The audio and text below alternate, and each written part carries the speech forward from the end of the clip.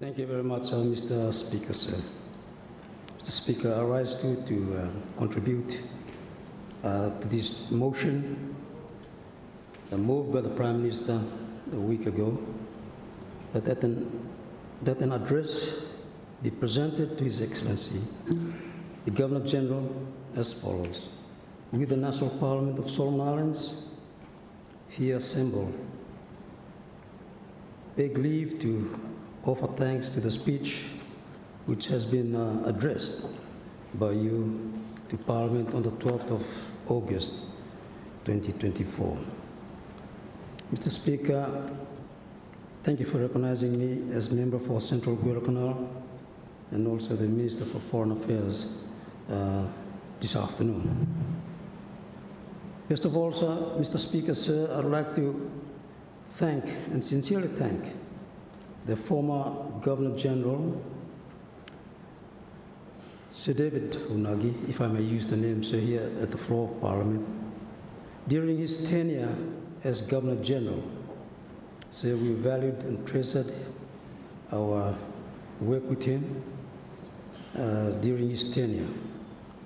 On the same note, too, sir, may I congratulate His Excellency, and may I use the name on the floor of Parliament, the Reverend Kapu, to being elevated as Speaker, as a Governor-General of Solomon Islands, sir. So the speech from the throne by His Excellency, the Governor-General, outlined the policy direction of His Majesty's government, sir, and highlighted key undertakings of the government looking forward and looking ahead, sir. And now may I say right from the start, Mr. Speaker, that all these policies from the various ministries are fit-for-purpose policies, sir. And Solomon Islands, Mr. Speaker, is poised for a substantial economic growth, driven by the increasing demand for consumer goods, technology, and industrial supplies, sir. Mr. Speaker, to sustain and accelerate this momentum, establishing efficiency and reliable connections with global markets, particularly with China, is very crucial, sir. So as you know, as the world's leading manufacturing hub, China offers an extensive range of products from competitive prices, presenting significant opportunities for businesses and citizens of Solomon Islands. However, sir, the complexity associated with international trade, including logistics challenges, language barriers, and limited digital infrastructure, and not only digital infrastructure, sir, but infrastructure as a whole, present substantial obstacles that must be addressed, sir. And I'm pleased that a lot of the members who have spoken earlier on have highlighted some of these challenges that we have in the country, Mr. Speaker. Mr. Speaker, as your former Minister for Communication and Aviation, I have taken the liberty and embarked on addressing some of the basic digital infrastructure in the country, sir. We started off with the optic fiber cable that comes from Sydney, the hub in Sydney to Honiara, and then goes on to Noro, Choiseul, and Aoke, sir. We need to expand this, and I'm pleased that the Minister of Aviation and Communication is sitting right here, taking note of this, that we need to expand this service to the provinces that are not attached to or connected to the submarine cable, sir. Sir, again, as your former minister, we have made a loan to purchase 161 broadband towers, and by the end of this year, sir, we would have completed 3/4 or a half of the towers, covering at least 70% of our population, where internal connectivity and access to digital devices will be available, sir. Mr. Speaker, the other part of the work that we did last year was the airport transportation. In our recent discussion with our Chinese counterparts, sir, the prospect of establishing a direct flight route between Solomon Islands and China was explored, so that connections for the demand of products from Solomon Islands to China can be transported. Sir.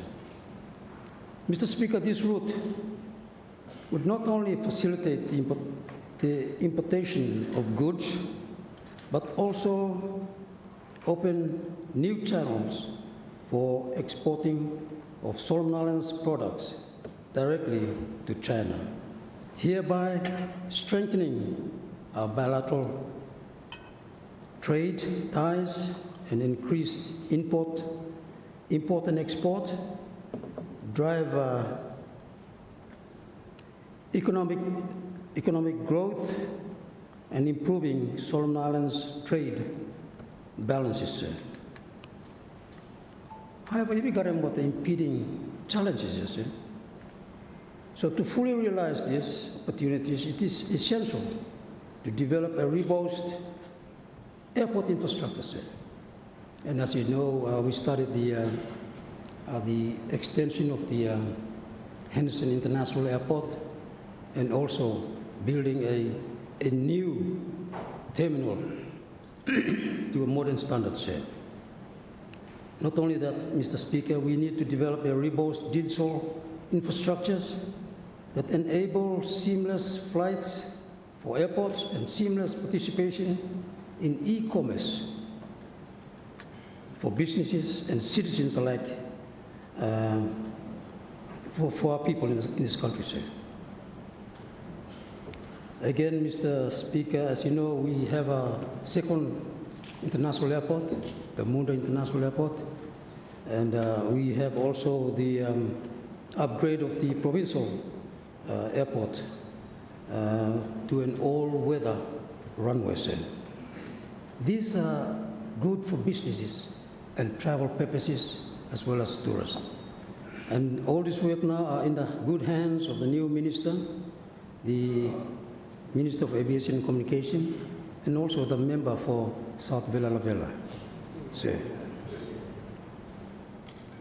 Mr. Speaker, last week we adjourned Parliament on Wednesday so that we can allow Solomon Islands government, through leading of the Minister of Planning, as well as the Prime Minister, to discuss and have a dialogue with our donor partners, sir. This is serious business, sir. It's no longer business as usual. We are trying to make sure that our donor partners are in line with the strategy that we have, sir, in our development strategy with our development partners, sir. It is mapping out with our development partners our national development strategy, objectives, and medium-term strategy against international framework that we as Solomon Islanders have adopted, sir. Mr. Speaker, over the years, we have been receiving aid since independence. We have been receiving aids through the various sectors of our country, believe me. Or the aid programs here, they come into three categories. The technical assistant, TAs. Secondly, the grant, and there are two components of the grant, and that is cash grant as well as grant in kind. And then the third category is the concessional loans, as That's how we got our aid from our donor partners, sir. Mr. Speaker, one of our questions come up and asked, how long are we going to depend on aid, sir? How long will we depend on aid? It's now time that each and every one of us should step up and measure up to the challenges of how we turn around this aid dependency to what I call trade dependency, sir. In export, sir.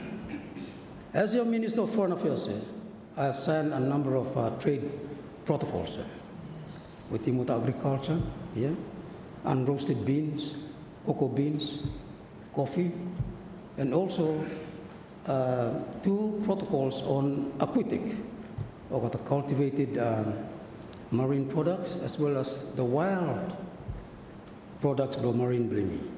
So this is enabling our people to work and then export, sir. Nafna let me problem pass every day lo bottom 3. Nafna for look lo Facebook every single day, sir.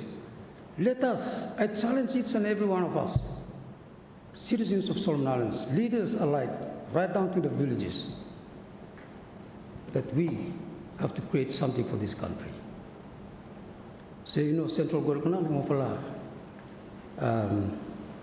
economic hub law, Solomon Islands, Gold Ridge, Tina Hydro is coming.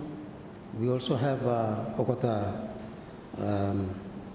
Leavers land there where people are using.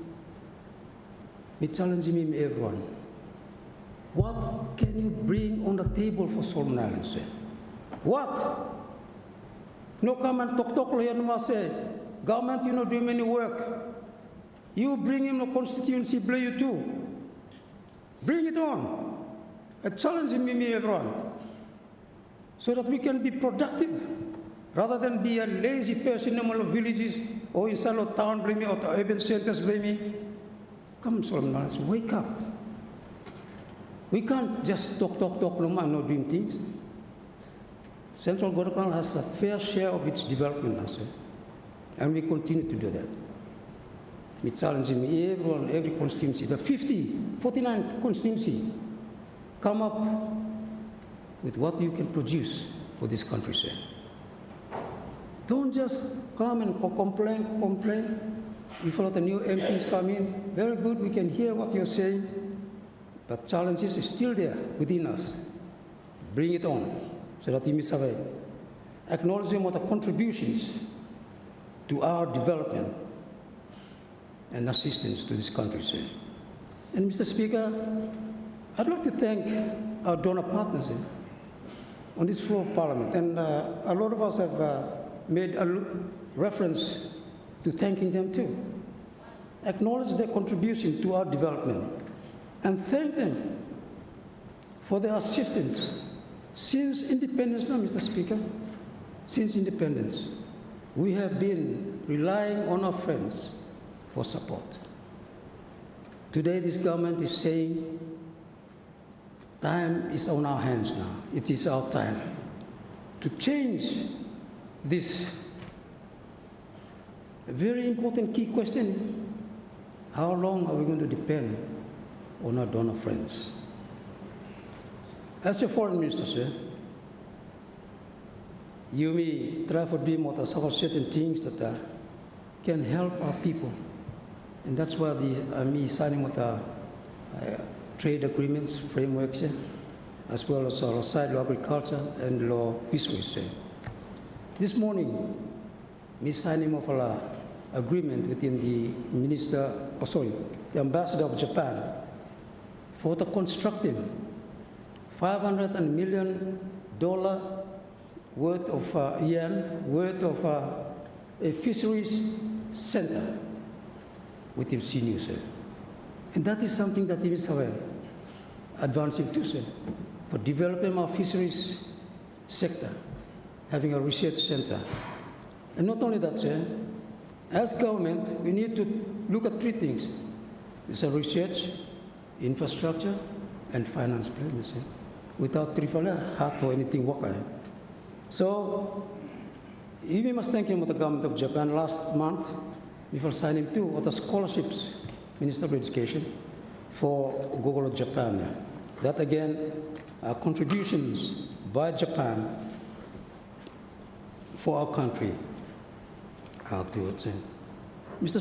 Speaker, sir, you know, time we look law, okata aid funding kakamya, okata split him into a pie chart, and we found that a lot of things with governance, peace building, policing, and rural development.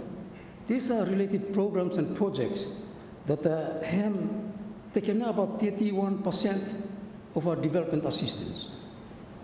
So me think, me reverse a little bit, me going to trade, or helping me for trade. Member for Central Korea, I'm asking, me need him now, a center for make sure that we comply with standard for exports. Yeah? Hemba Council, we are building what they call a biosecurity lab, so that I'm helping me for ensure that all the things that he send him comply with him now export the country of recipient. Yeah? So, Mr. Speaker, the national government of unity, the government of national unity and transformation, GNAT, and bold government, I say.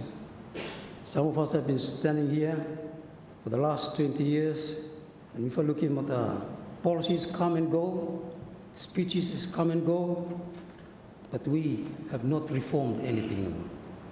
This government is trying to reform that.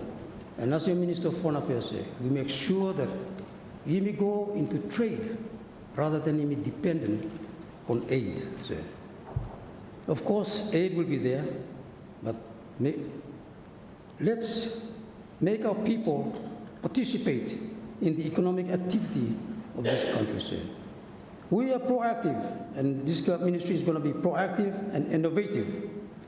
And we are serious about diversifying our country's economic basis and undertake necessary reform to strengthen the system in our ministry. So, I subscribe to the Minister of Rural Development, not Rural Development, Environment, sir.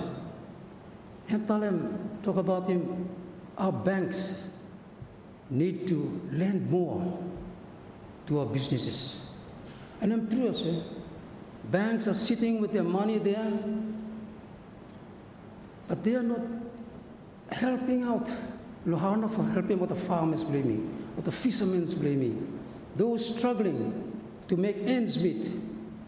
And the banks have to come out and assist with him lending so that the development of the country blaming not only conducive for the businesses, but also welcoming for the investors, other countries. So I listen with interest, member for Central Korea, that certainly, yes, I think government has in the past failed. The building codes, yes, the building codes are very important. If you got a lawyer, building codes stop now. It's there. But we fail to administer those building codes. We fail to manage the building codes. We fail, government. And I'm sure the Ministry of Infrastructure Development will be able to come up with the programs there.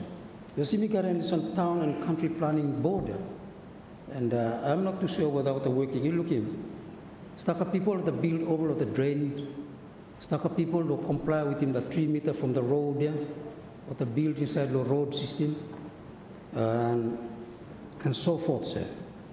Even the transport board is not working, and so on. So, while I subscribe to some of these issues that are highlighted by our colleagues from the other side, government have to take responsibility of ensuring, sir, that this boards comply, and people to build him house, transport, or to comply with him with the codes previously. Otherwise, we will be like member of Central Koratalem.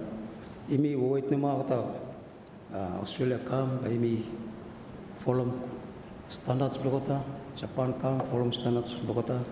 But we have our building codes. It just needs to be effective number. At the moment, it is not effective, sir. Mr. Speaker, labor market is very important, sir. Job creation very important, sir. So that's why your minister standing and speaking for creating an atmosphere whereby our farmers and our fishermen can create job, produce something that our people can have job. Seaweed, sir, and vara, very, very important, sir. And we have market for it in China. And they, 1.4 billion people, seaweed living in anything, even mass produced, sir. And sir, increasing lending from the banks to the small and medium-sized enterprise is very, very important, sir. If we can turn around other things here, then certainly by 2026, we will have a GDP of maybe 5% and also, or by 2030, we will probably have a GDP of 7%, sir. It is only you, Minuma. Answer is in our hands, and we need to turn around this country to achieve what we need to do, sir. So, it may not depend on age, but let us go and do trade. Let's change our mindset from being trade dependent to trade, from age dependent to trade and export orientated, sir. Mr. Speaker, Bami Kamlo Ministry Blumina. You know, the rise of global south brings a new reality in the changing international system, provides new opportunity for Solomon Islands to tap. And I'm pleased, as your Minister of Foreign Affairs, to inform the House that China has become the first major economy to offer zero tariff for all LDC's export. This was done a week ago, sir. Hey, nini country lo, Indo Pacific, Australia noma, New Zealand noma, USA noma. They are very protective of the industry too. Yeah? But here we are, we have a friend who can, you know,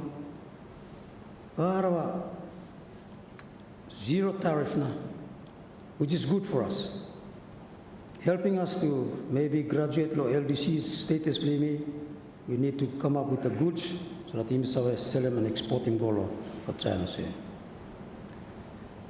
Since the government of National Unity and Transformation is coming to office, we have opened new aviation partnership with our own airlines. So today, as you can see, IMI Official Airline Bill of Vanuatu, we are assisting our friends in Vanuatu to operate our airlines down there, mainly international routes. And last week we signed him, while in Fiji we signed the domestic routes. So that's from Port Vila to Santo and around Lodese. So when we see our friends are down in the Pacific, we lift them up, we support them. And that is how Melanesia should be, sir. In supporting each other in this challenging world around us, sir. Mr. Speaker, it is important, and I'm pleased to announce that we also have a basic border agreement with Vanuatu, the Tri-Vow agreement, sir.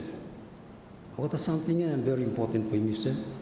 Making sure our neighbors we are friendly with our neighbors. I mean, stapler toes, and we can work together as we go along, sir. But Mr. Speaker, Kambalo Ministry, we have signed some non-reciprocal trade agreement or trade framework to allow the export of our goods. Last time we talked about planting cassava, planting ginger, planting something, cocoa, but we don't have a market. Now we have a market. With the protocols law fisheries, the protocols law agriculture, and also the new ones is the ginger, chili, and turmeric. Mr. Member for East Area, man, very much into ginger and chili, my brother there. So this is something that his constituency can export. We've made that route so that allow more the people for export. No tariffs. No tariffs at all, sir. So, Mr. Speaker, the GNAT 100 Days program is about investing and deepening integrations within the country, diversifying our economy, create employment for our fast-growing population, and supporting the private sector, sir. I think member blow East Honiara and tell them that there's an imbalance between public service and private sector, which is true, sir. This is where before ministry try for supporting with investment, trying to make sure that our country, Solomon Islands, is a country that you can come and invest, that you can have a confidence in us to support you. Of course, we have a very high utility costs in electricity as well as water and doing business here in the country. That's the reality, sir. Reality of the business layer. In terms of electricity, hopefully we can, Tina Hydro will be able to sustain the heavy burden that SIA is doing with the generator and fossil fuel generation of electricity. And also, sir, we're embarking on a national solar energy. I think the Ministry of Mines and talk about this one too. And I think in our trip, the Prime Minister will be able to discuss this with some of our friends from outside the country on how we can advance with the solar system inside the country, believe me, sir. Mr. Speaker, on trade, as Ms. Talan finished, other speakers that contribute.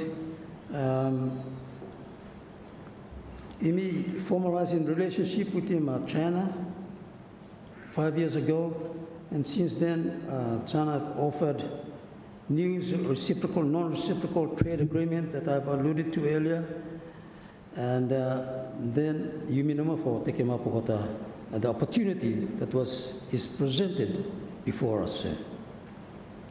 So we are looking at other products like noni juice and also, of course, cocoa and coffee, sawn timbers or mineral or logs, non-endangered or farmed corals, and what do they call them? Copra oil cakes protocols there. Mr. Speaker, as we tell them today, we have a number of trade agreements that we signing. There'll be a question tomorrow by me answering that answer by the leader of opposition on what kind of agreements they are signing, and which areas now that relate to. Mr. Speaker, our 100 days program policy calls on progress to make what we call them sanitary and phytosanitary protocols active, sir, so that he is progressing with him with the trade, with him with the group level of China. Mr. Speaker, Law Ministry, we are continuing to coordinate with relevant line ministries in preparedness to trade with the People's Republic of China and operationalize the SPC protocols that we have signed. Ensure that qualified Solomon Islanders qualified Solomon Islands aquatic and agricultural products are appropriately registered and can be effectively navigate with ease the trade facilitation processes to realize these trade opportunities. Mr. Speaker, I must emphasize that market access and mutual recognition with our trade partners on trade facilitation process alone does not automatically lead to immediate quantifiable trade gains. In parallel, there must be collective acceleration in necessary work for building of productive sectors capacity, critical for integration of our rural home, grown into mainstream economy, and subsequently trade. Mr. Speaker, law side law trade with him people believe me with China and Modena. We have tried some trade agreement with him Australia and New Zealand. They are very protective with him agricultural sector blogata, as well as fisheries sectors blogata. But here we have a friend that allow me for trade with no barriers at all, sir. Mr. Speaker, come back law foreign affairs Numa. That is the trade and external trade. Mr. Speaker, law foreign affairs, as you know, we have a number of offices outside of the country, and Okataya, out overseas missions, sir. So the Oceania region, as you know, we have an office in Canberra, in Australia. We also have an office in Wellington, New Zealand, and the one in Suva in Fiji and Port Moresby in Papua New Guinea, all doing good work for UMISA, the country, believe me. So we intend for increasing with the staff out there. Again, I have to talk with the Minister of Public Service, as well as Minister of Finance and the Prime Minister, for how names to go about in what they are increasing the number of staff local missions, believe me, overseas. As you know, we also have one in Asia. We have the Jakarta one, and also the Beijing office too. And the new offices are in New Delhi. We have just sent the ambassador Gola there, who is now working in New Delhi. I think India is a good grounds that we should explore how our names should work with Timota, India. Also, the new embassy is the one in Abu Dhabi, Mr. Speaker, United Arab Emirates, and I think the Prime Minister will be opening this one shortly after he goes to New York and then will come across UAE to open the office there. So we still have the one in Europe, this in Brussels once, yeah. And then in the USA we have the New York office that looks after a number of countries there. So, as you know, we'll be closing down this Geneva office and also the Cuba office, as well as the London office, mainly because, again, it's expensive for me running what the offices here. But we have honorary consuls in Tokyo, in Seoul, in Vancouver, in Canada, and what other honorary consuls, overseas. So, as a Minister of Foreign Affairs, I'm trying to make sure that our country is relevant, and also we are friends to all, enemy to none, and we may continue for doing diplomacy with the people, and as much as possible, sir, gain out of the relationship that we got with the diplomatic friends, please. Sir, you know, got much to say more, but we'd like for say no more. Me challenging me everyone today. Each constituency come up with what we can do for this country, rather than him say, what can this country do for us? Let us say, what can we do for this country, rather than this country, what now are doing for me? And me, wholeheartedly, sir, I've been here now, 20 years now, and I'm still here. Join with me, so that you may move on country bring forward, sir. for the good of our people, those that we may represent him. With these few remarks here, thank you so much. Thank you, Minister of Foreign Affairs and External Trade. I recognize the MP for Small Manager. Thank you, Mr. Speaker. I want to take an opportunity for thanking you for the opportunity to contribute to the motion which was moved by the Honourable Prime Minister for me speak at request of Prime Minister the motion for me thank him His Excellency no more. So everyone you will talk about any kind of something. You will make him a long time to us. But me thank him, Prime Minister, you tell him for me talk to him. We want to thank him, His Excellency, too, Mr. Speaker, for having come. I think this one was his first or maiden speech, I think, for you, me. Sir, the speech from the throne, I think the Minister of Finance, I mean, tell him this one, which is very accurate, and that is that speech, a statement by the executive branch. Long one him now, government him plan for doing and him to do him come in terms of economy and every other something where government him dream. Which at the outset of the new government, he take office, now Governor General make him.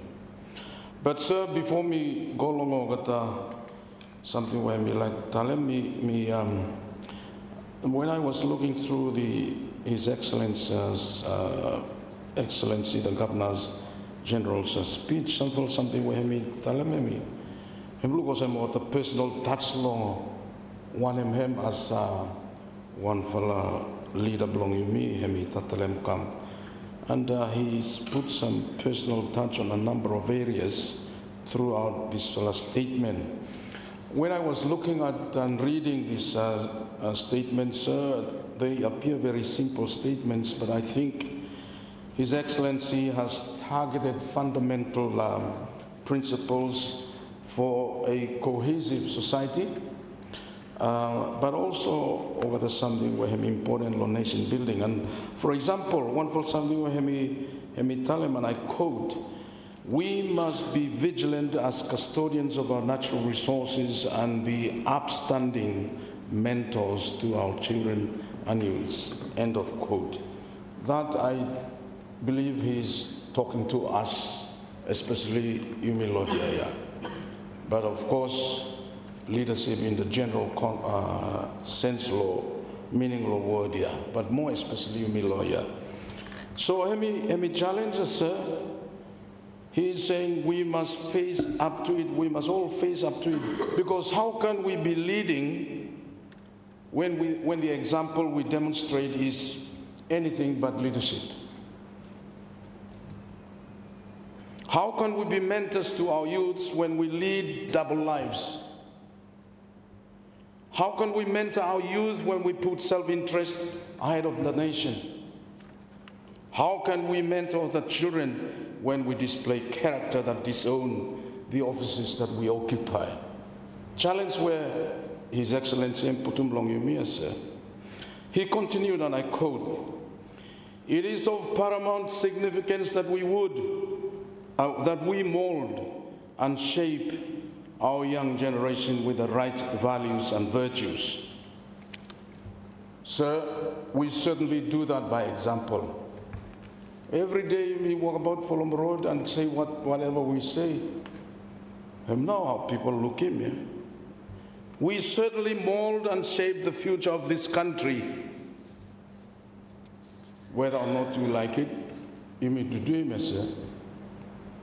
The question really is, are you conducting yourself along a way where him inspire them to hard work, law-abiding citizens, or mentor them into lawlessness and laziness?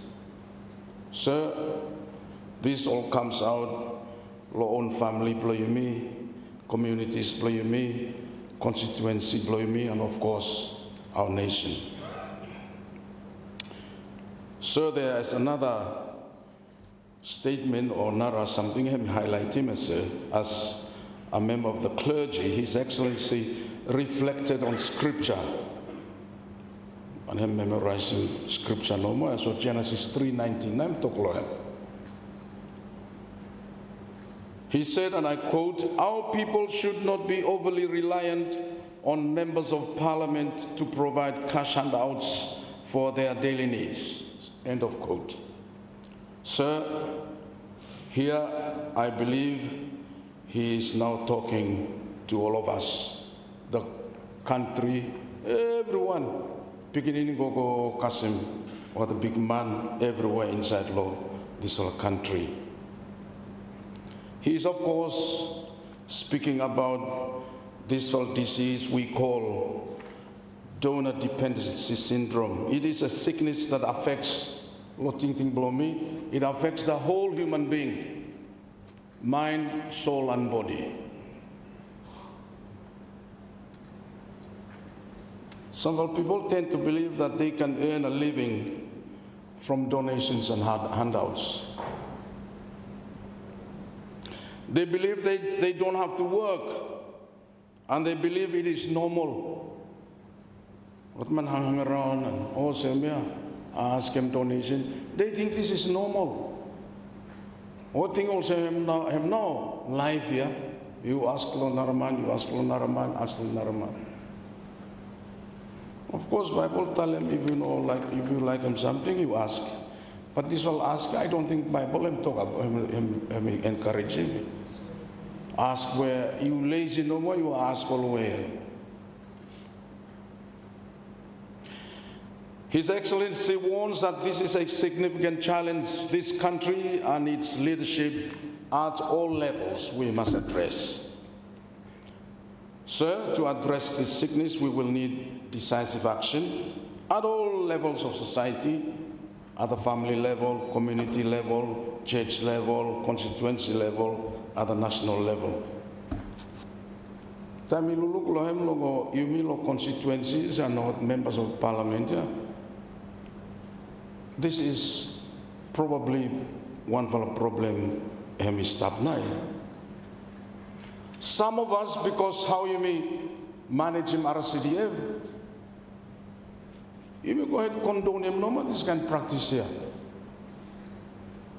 So no wonder people call him me, what na ya, sani follow road here, ATM. You go kasim there, press button, hey, selen come now.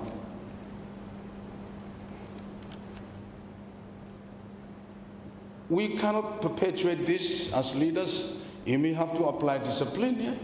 You may have to apply discipline. Lord, people blow you me. What if I come ask for something, Savala, or through something, yeah? But selling him no grow no tree, yeah? Tell him no, you tell him no. So time he first come along parliament, me sit down with him one for a particular minister, and me ask him, hey man, what you will what people ask him, you will lo selling, what now you do him? So him tell him, me and Mr. Speaker, him say, colleague, this job, no is not in your vocabulary. Hey, word no is not in your vocabulary. Man come ask, you no say no lo him. So me say, so suppose him no stop, what now vocabulary? So him say, you come back tomorrow. Hey. So me titting around him, and come back tomorrow. Me titting around him. Hey man, me press come no tomorrow about come hey. So me say no man, this will come back tomorrow. Kind lie na. You tell him straight no man, make him save you no garem. Or no mat you know you lie but him save. Hey man, no garem slen or say. But you gagarem. Any kind of excuse go some follow you me, one for telephone, or two telephone, three telephone, cell phone, stuck at much low some follow you me.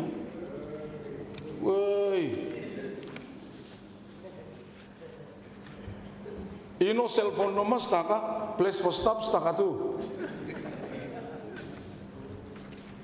I mean, you all laugh because I'm true, you all, eh?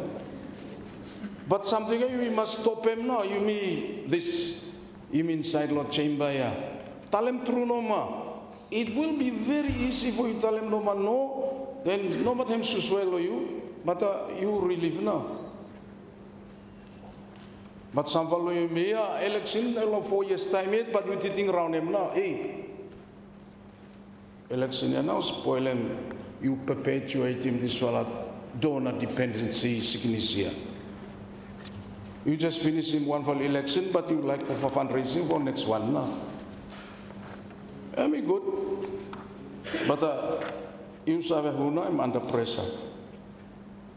So we have to address it, and one way for you me address him now. You me tell him true no ma and true no. Mr. Speaker, me telephone here now important one yeah. You make him telephone blow you available everyone lo constituency blow you. You change number, tell him look at number blow me change now. Or same yeah. Then people buy no line up blow office blow you, people no line up blow house and all same. Telephone here now. Bara good one you will sample using for any kind of something normal. So then I'm using for wrong write something. Sir, so His Excellency him reminded me about this whole problem. Problem him make him too many people are stop no worker. Too many people are stop lazy. Too many people are over reliant on you, me, and other people, so they are not productive. That's one him why I'm quoting this scripture, Lord Genesis 3 verse 19. Yeah, sir. But me now go on to comment law some policies where His Excellency me mentioned him inside law statement, and as I said before, these are policies that are advanced by the government inside law statement and now. But Dr. Kuleman, first time we want to spend just a minute on economic policies and proposed actions where government Dr. Kuleman. Investment, of course, is very important. But sir, I'd like to emphasize that the principal aim for any economic policy should be for job creation, raise household incomes, and raise standard of living. Sir, this will need serious investment in terms of funding and in the sectors that are critical to our achieving those goals. And I think the present government, puts its fingers on the right sectors to boost the economy, and some areas, including agriculture, fisheries, mines, and tourism. However, Ogate good year, and Minister Longo talk about aviation, but him blow foreign affairs, yeah. Him tell him true, yeah. Trade and every something, yeah, important.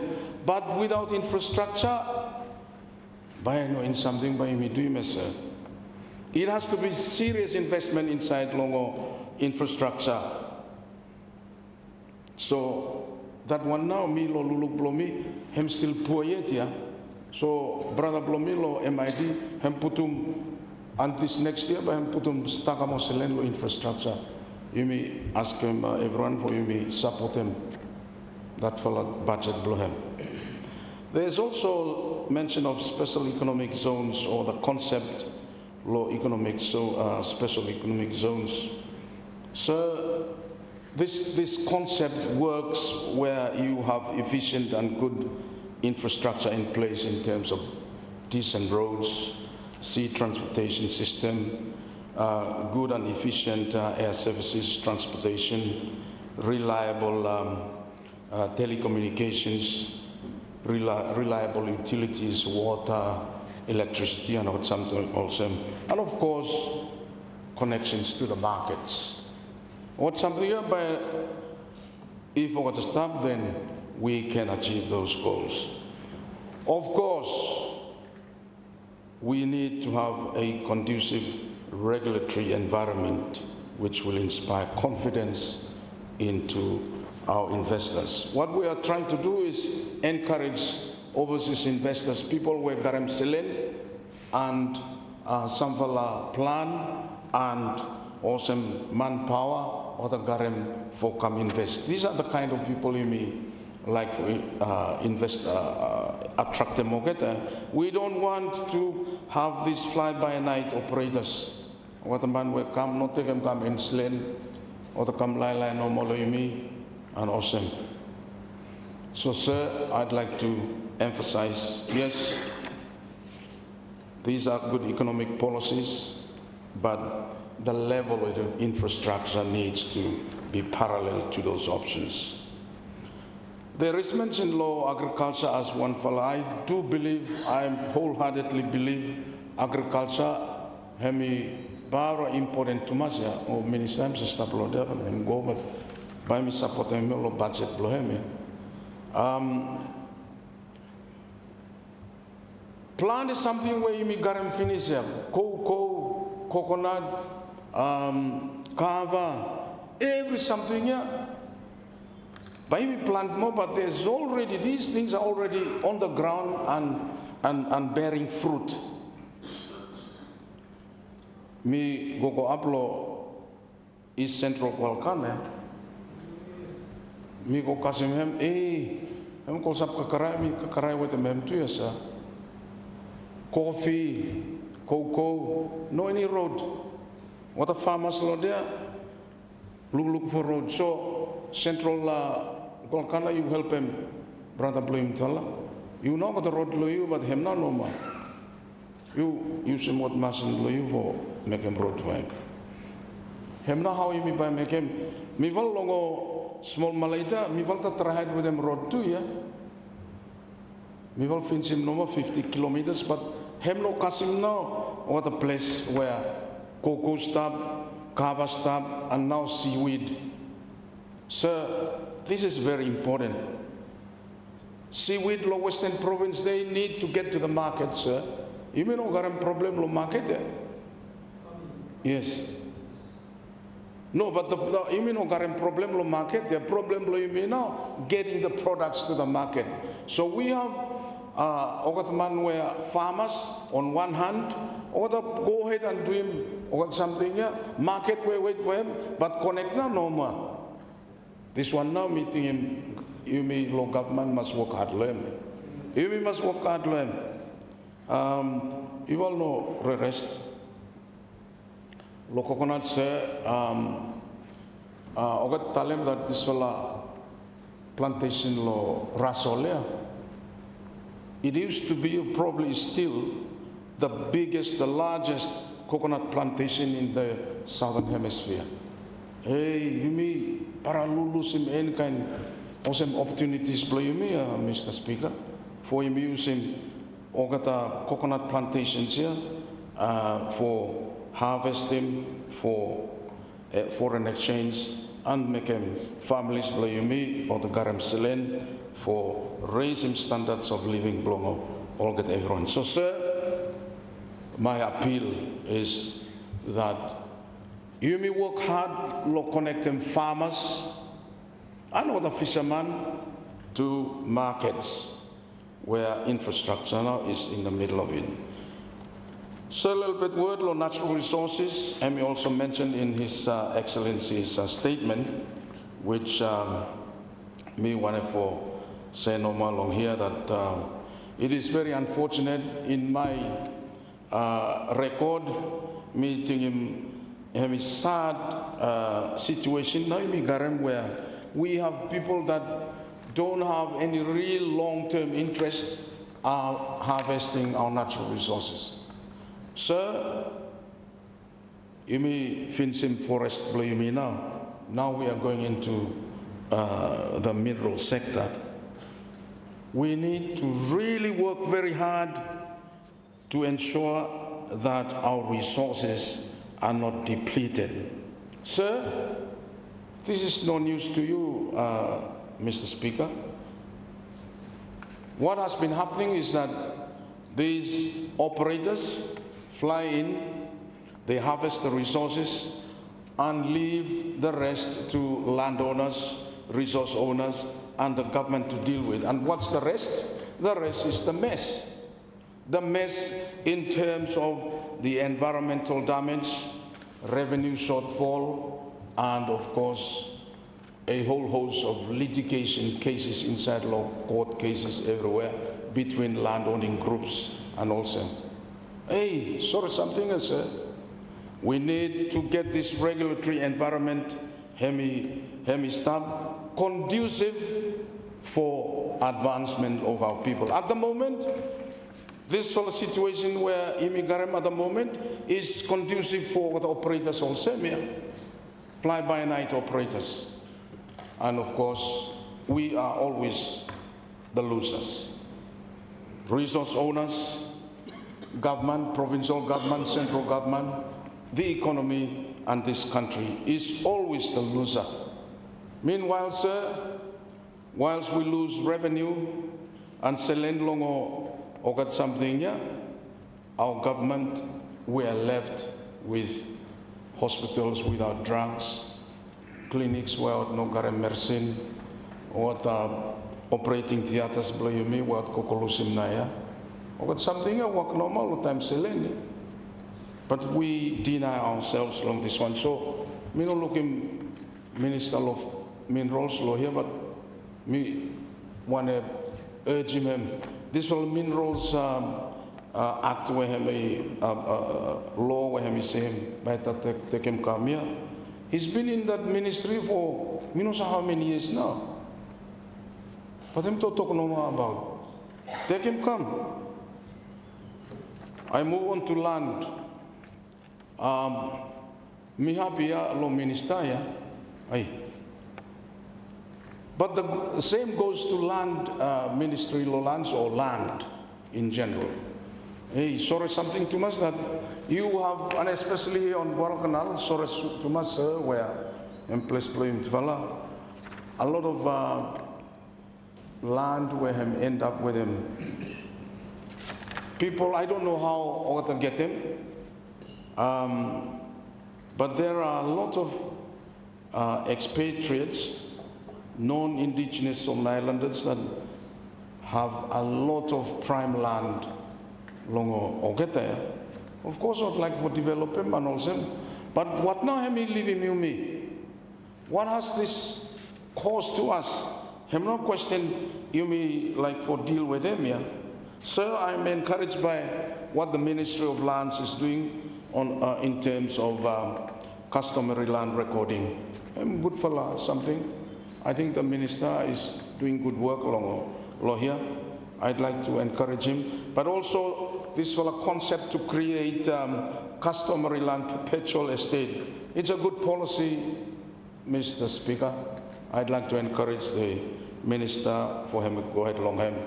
I think the officials, well, at least the commissioner and other officials who have to deal with him, the matter of land administration, Lohila, Honiara, Ogatamane, try hard to mas here, or try hard to mas for making sure that land, where him government land and provincial land also remain so.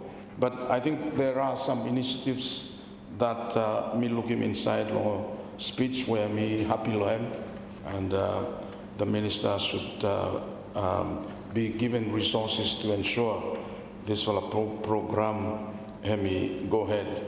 But of course, much needs to be done because with the current situation, sir, we are only denying our people and this country of the much needed economic development they deserve. Which brings me to another very important area where His Excellency Dr. Lohem and he mentioned more the business activities and also here I'd like to just mention my disappointment along how you may deal with them businesses or business sector or businesses that are reserved for Solomon Islanders, and me meaning indigenous Solomon Islanders. So let me start something that we used to have a regulation that used to work for all of us. Right now, the laws in this regard work only for a few and mostly against indigenous Solomon Islanders. This time here, business sector is now saturated by people where all the non-indigenous. We used to have a lot of all the kinds of some trade stores here. All the Manlo West, all the Manlo Malaita, all the Manlo Choiceol, all the Rarane. But this time everyone ran away now because all the something are taken up by non-indigenous people. Sir, we as the government have to make sure that this one you may retain him. I see this as a dangerous trend, Mr. Speaker. This is a time bomb. We cannot allow our indigenous population to be spectators of economic actors acting on their land and in their country. You must make sure something you may do, sir. And that one year, Lord Ting below me, it's the responsibility of the government. You may know chasing water non-indigenous and no more. That's not what I'm saying. You must make him several incentive schemes where I'm encouraging indigenous Solomon Islanders for participate inside businesses. I didn't see that inside law here, yes, sir. This is why I want to emphasize him. We cannot turn the blind eye or assume it doesn't exist or it will go away. No, Hembai no go away, sir. Cannot go away. It can only be mitigated by decisive action by the government. And the government, me urge him, especially Minister of Commerce, work on this one. We need to resurrect this law and regulation with him, ensure, and work with them, DBSI, and also longo help him with the indigenous Solomon Islanders get into business, make him what no watch no more. And also, one for a man, me also story about this one. Then him say, "Old man, where are him story now? Go some fella, or go end up, or now revealing more truck, lo the revealing station." He say, "I him through here." Or the man rara more the business here now. Go the driver lo the bus, or the bus in blow here. You know blow it eh? Or the driver more taxi too. This is a sorry turn of events, sir. We cannot go down this trend. Him no good. He may have to arrest him. He may have to stop him, sir. Make him people below me can participate in the economy and more meaningfully. Sir, me come back more infrastructure. It is so critical and so important that. His Excellency also expressed sentiments also that modern, reliable, and I quote, modern, reliable infrastructure is the backbone of the GNAT development agenda. So I think the government has recognized that. But what I'd like to say is modern, reliable infrastructure doesn't come by itself. It just doesn't happen. It may happen with long-term planning, but more especially decisive, aggressive investment program. And of course, setting those priorities right. Sir, on infrastructure development, we can and should use our strong connections with all our development partners in this regard. And some of our development partners, China is doing good work. But we have Australia. Australia promised millions. Lo Solomon Island, yeah, sir. Lo infrastructure. So is Japan. And so is the United States. inside the statement, we look at him, where no government have me featuring this for US MCC funding. We don't look him as but this is one source where our country, Solomon Islands, can and should benefit from in terms of infrastructure financing. Sir, we cannot and we should not restrict ourselves from accessing financing from all of our development partners. Let's encourage all of them for come and help me build him country. Let's not deny ourselves and this country of the huge opportunities and potential to increase and improve infrastructure in Solomon Islands. By me talk a little bit about human capital, I think His Excellency also stressed this, and what he said is, and I quote, our people, or the people is our greatest asset. Definitely, sir, definitely. So we need to invest in our people.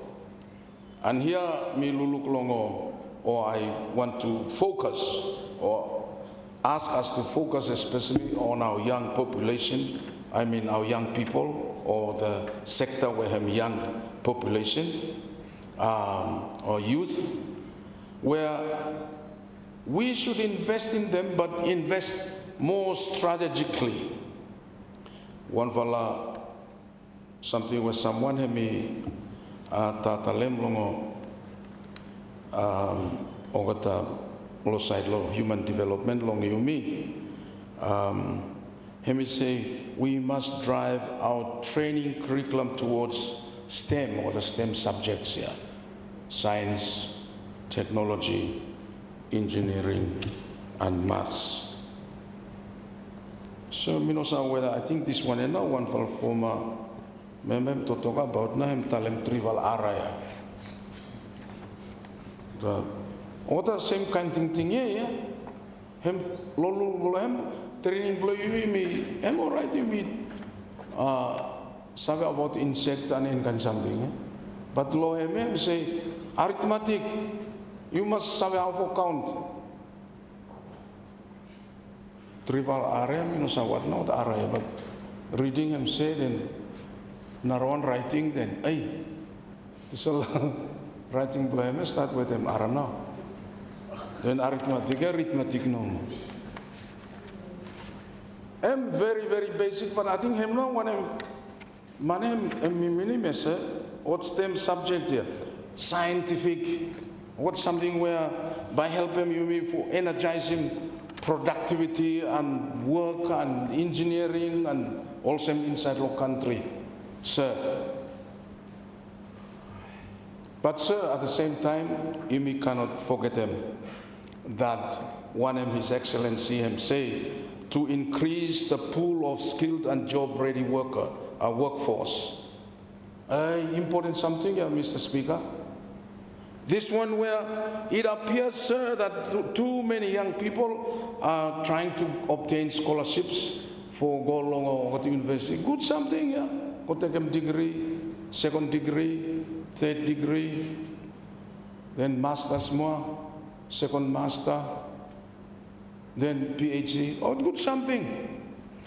But it seems to me that you may forget him that training and development, him no some academic qualifications no more. Sir, me looking also this sort of trend you make him where you me highlight him no more. Anyone talk about scholarship, Australia or Fiji or PNG na, or not even like for Staplosin 2 years, sir, or like him scholarship must go overseas. I think this is a serious mistake. A very serious mistake. And I think you may look government now, you may make a mistake here, also you may highlight them no more scholarship for go or the overseas country. Scholarship you may and me happy now, His Excellency mentioning, and I think Minister of Education must tell them come out more strongly. We need what name him call him people with a skill or lifelong skills, yeah? You need him bricklayers. Yes, the country needs academics, no question. Hemi need him mga man with him mga PhD. Hemi need him mga people where all the garam masters and all same. But most of all, this country desperately needs a lot of people qualified in trade skills. Sir, we need plumbers, we need welders, we need bricklayers, carpenters. So me, what carpenter with me, what savvy, but they are not qualified. Welder blow me too. Him savvy weld, but him not qualified. One of them him now also, Mr. Speaker. Welder me tell me like him, you make him gate here. So I'm casting also and also. But welder blow me here. Weld no more savvy. Him no savvy for me some so I'm going to look at him naraman or him sorry read him tape measure. Hey, no more, you know, like him kind of same. So we have a lot of that in the country. Other people where they have not gone through any formal training, but what a savelo waka. What people will say me, I mean not a waka, but they are not marketable. Me current one for a relative, we have Australia this time, man him save mechanic here. Hem go ahead mechanic, hem no work out give him him, but hem no garam paper, so rate where the paper him also what man where garden outside. But Australia, man where you welder or you mechanic, hey, salary play you high, you different salary scale. That one night we need these people lawyer. So me encourage longo him come. Minister Law, Education, please. If you need for emergency in current law, take him come bill emergency. Cites the act here. Take him come. We need many, many more. Me, if you speak with them about contractors, yes, sir. No any carpenter, no any plumber, no any welder, no more, yes, sir. So what we are left with is what a blow me or some kind blow me where him no some me some more or something. What kind of welder now or some here? You tell him or some what now what a stick here? But name and name blow that him no sabe too and what kind? M 2.5 or 3.5 or you know, kind of man when we look at them. Yeah? But these people are going on. We have a big shortage of trade skilled manpower here, Mr. Speaker. That's what I'm saying.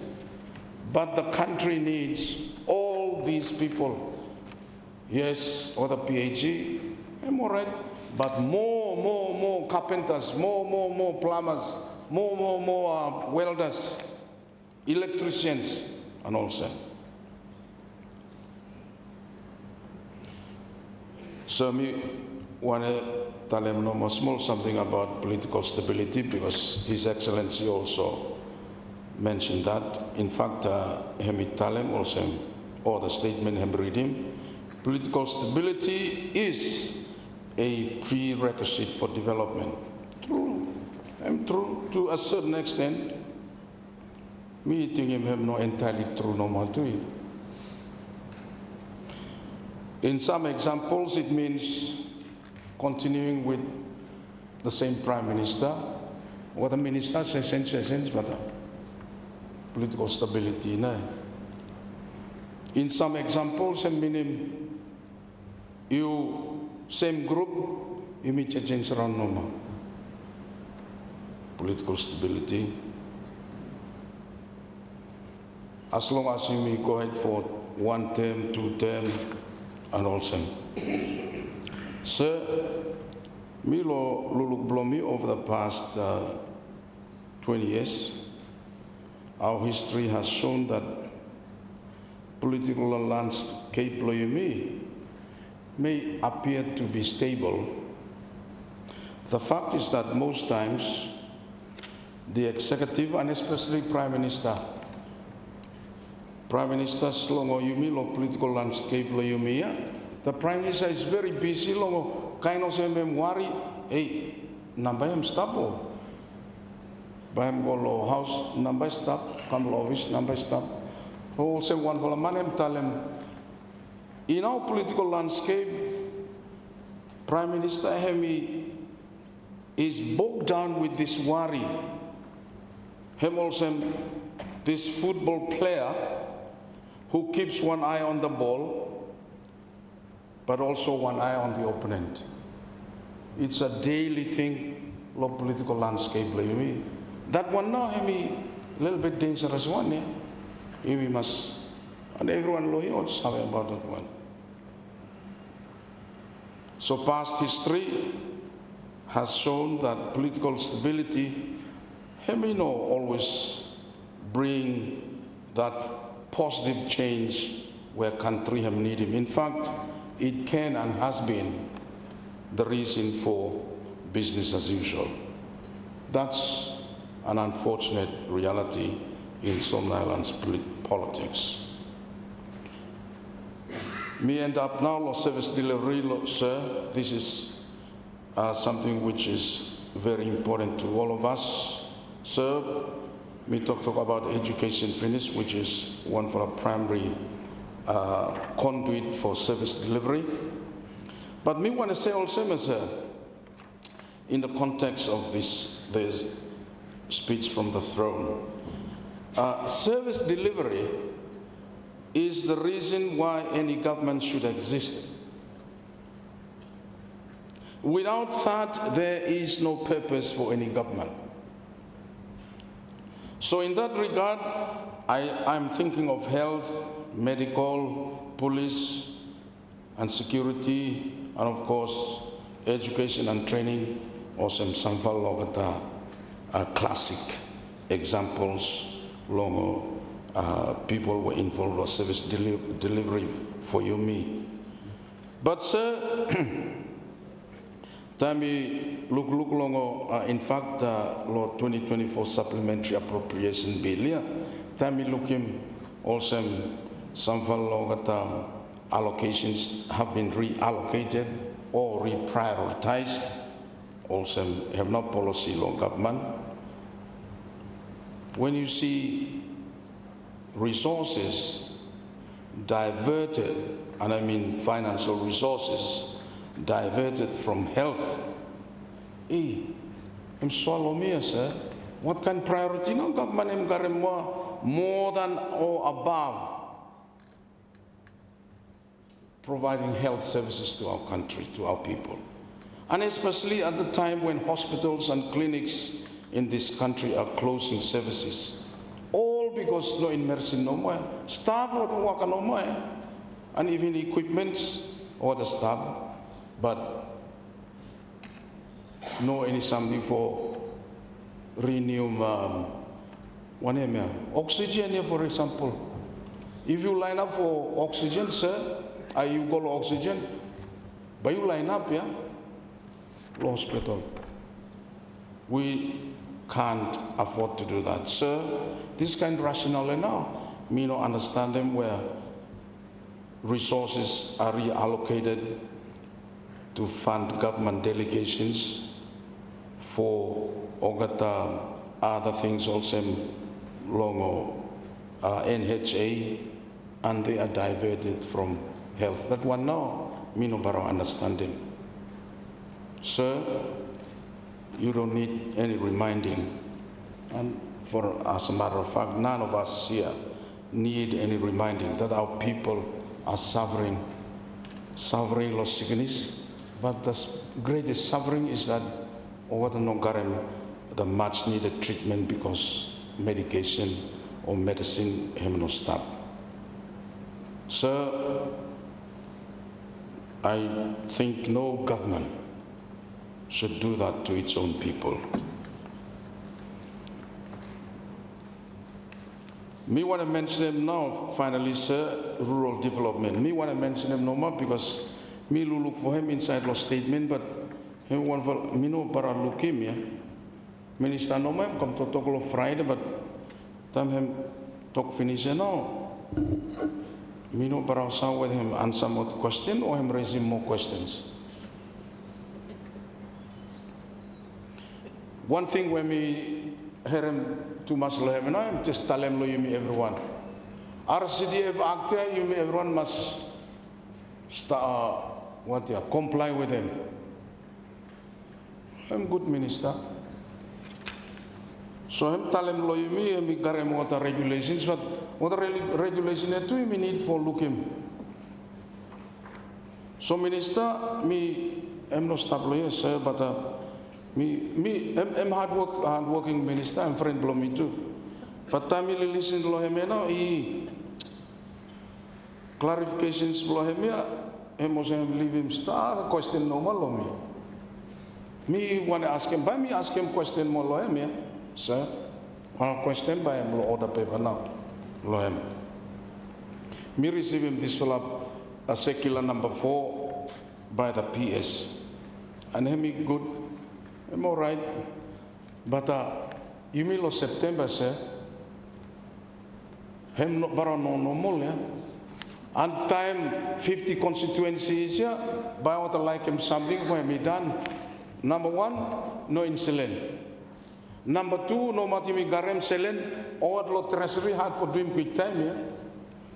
Go December. Hey, by what I close him lo November, yeah. So we have a month and a half to go. Sir, I'm serious matter, sir. And this is me regarding Ministry of Rural Development, where they all same in terms of service delivery, same or same what long health, yeah. They are at the sharp end of this delivery vehicle. Because time you know, you spend them selling, but when you spend money lo RCD area, or get people by film, yeah, you pay more the project for get and selling for what walk along with the church and what something. Him now, yeah, this time, yeah, when April, May, June, July, August, 6 months, you sit down no. Him now, minister me like ask him more, but him go now. Sir, something inside me look him lo secular, me question him too. Hey, something illegal this one here. What kind of law now? PSM say I'm doing revolving fund law here. No any revolving fund inside law act here.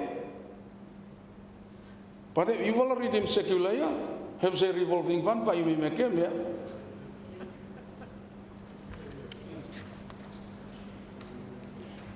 PS acting ministry or the Karim Savala. What now to call him here? What the Karim any kind idea, but Savala idea wrong, yeah? One for wrong, one now this one. How now you go make him selling block government for him revolving fund lo him? Prime Minister, you must tell him long minister not do him. Let me wrong something. So sir, me yourself, me complain, but me complain on behalf of everyone and no mas. Everyone know that like him no more minister and pay quick time. Finally, sir, me not a complaint blow me, but him blow minister no more. And that one now, me sorry no more lo, or send me follow lo constituency blow me, or the projects under this fellow. PRC funded projects, yeah, lo 2023, RSDP funding, yeah. Me, for blow last year, no more sir. When we inquired, what telling me first time, oh, by you lo June 9, me val kasim end lo June, oh, you lo July now. Then kasim end lo July, oh, you lo August now. Or say me lo queue, yeah. So me believe on it because this town is a town of queues. You queue lo road, you queue lo bank, you queue lo store, you queue everywhere. So time minister tell him, oh you join him queue, yeah. But queue ya po kasim September na ya kat ay. Sir, me promise him, I'll not stop hammering on this point until I'm giving me answer. Me lo Q or me lo any other Q? Sir, with that, me want to thank you for giving me the opportunity, and me sit down now. I thank you. Thank you, MP, for small Malaita. Part Imrek Nasima, the MP for Central Honia. Thank you, Mr. Speaker. Speaker, me too, me like for joining our colleagues here who contributed to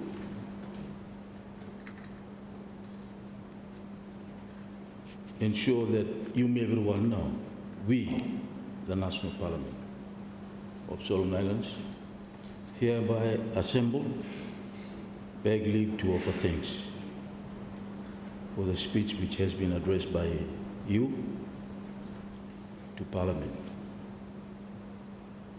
Same also 4 weeks now since Excellency giving that address. So we forget too. I went back to the speech which was just delivered or distributed the chamber. I thought it was a very excellent speech. Sweet one too, from His Excellency. Yeah. And on that very day, say, Tribal GG na sinanlo, chair blue there. Tribal GG. The one that we chose by this House, and to follow a constitution talent that's supposed to stop, to follow by GG. The Speaker and the Chief Justice. But nice. Or the speech from the throne before him, which I look in GG, no, but on the 12th of August 2024, tribal na sidam. I think one fella, someone him questioned him what would be in the minds of one of the gentlemen sitting next to the GG. Melaga anjam noma jalamani. Mamane GG.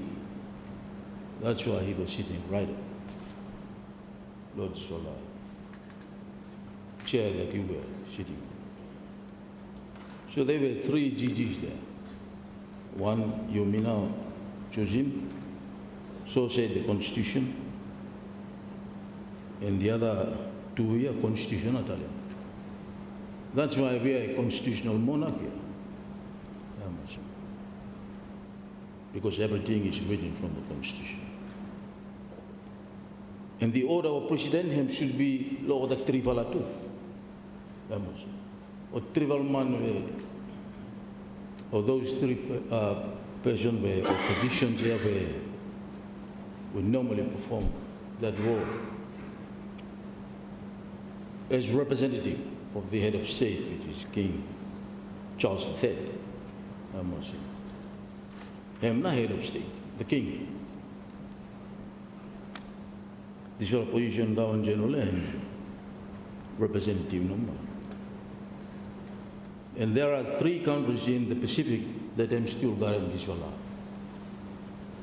system, that constitutional monarchy. Biggest brother below Yumi, Papua New Guinea, Yumi, and Tuvalu. Everyone here, they have their own head of state. Samoa has, and so forth. So it's a very interesting system, you see, that we are a constitutional monarch. But sometimes the constitution, you may bara run on top of them now. You may let them track here, run over them now. You don't worry about me, see. We worry too much about it. But coming back to the speech itself, sure. Because me, I was sitting here listening to His Excellency. It was a very excellent speech. Then when This speech got distributed. I read it once. And in reply to say thank you to His Excellency, meeting for redeem come back more. Speech same one. Me like redeem come. But why you stop me, Miss Aoke? Because simple, possibly it's been sanctioned by His Majesty. Because he's delivering it on behalf of the throne. So yes, I agree with what Minister of Finance is telling. But I think in some ways, because he is the representative of the king himself should give the consent to. Very excellent speech. So what I got from this speech is that the Excellency is reminding us. Page 2, MCOSM. Our people throughout the country are keenly waiting to be part of the united and transformative change that the government for Jinat and promises. And I think let me tell him this one here so passionately, asking government, you detail him come now. What now is a transformative change that our people has been promised. And now I'm asking you ministers to detail him come the Lord's house. But tell me harem goes on speech come, or same speech when me harem before come too. Same one. From before come is a harem or the speech here. No change it. Mine seems to talk about Tina yet. Matina ya. Long time one come. Same one no more. Hem ka come. Kasem this time, him still Tina it.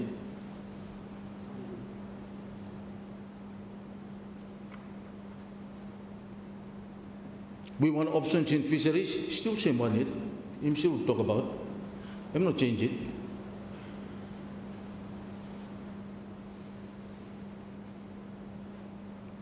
Law agriculture go him still same.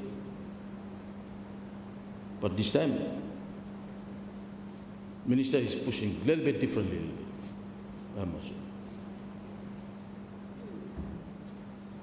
You must still talk about the sunset law, forestry, still same. And some people were saying,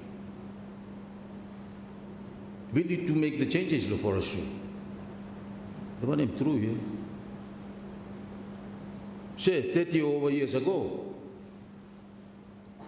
law island that me come from. Me little bit paramount lo that too. Me no member of parliament lo that time. When the choice was given to us, what number we will do about this land that LPT, Libre Pacific Timber. Baba am giving come back. Mi vala everyone calls up rush for occupy Mosem LSA land. Everybody were competing to go and occupy now at land. Local bank. Calls up same Mosem LSA. When Unilevers decided to go, it was left vacant. Everyone rushed down. Land grab.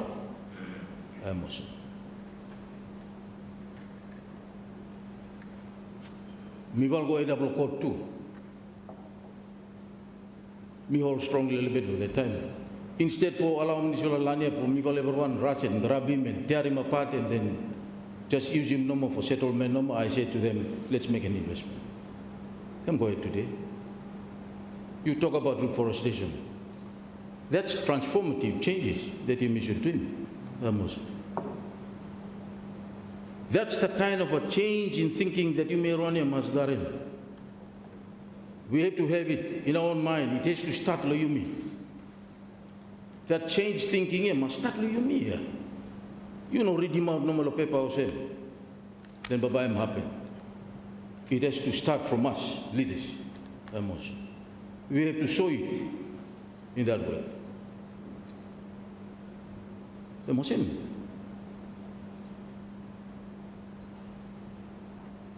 Say me tell him a little bit or no, because you know some people are talking about the sunset industry. True.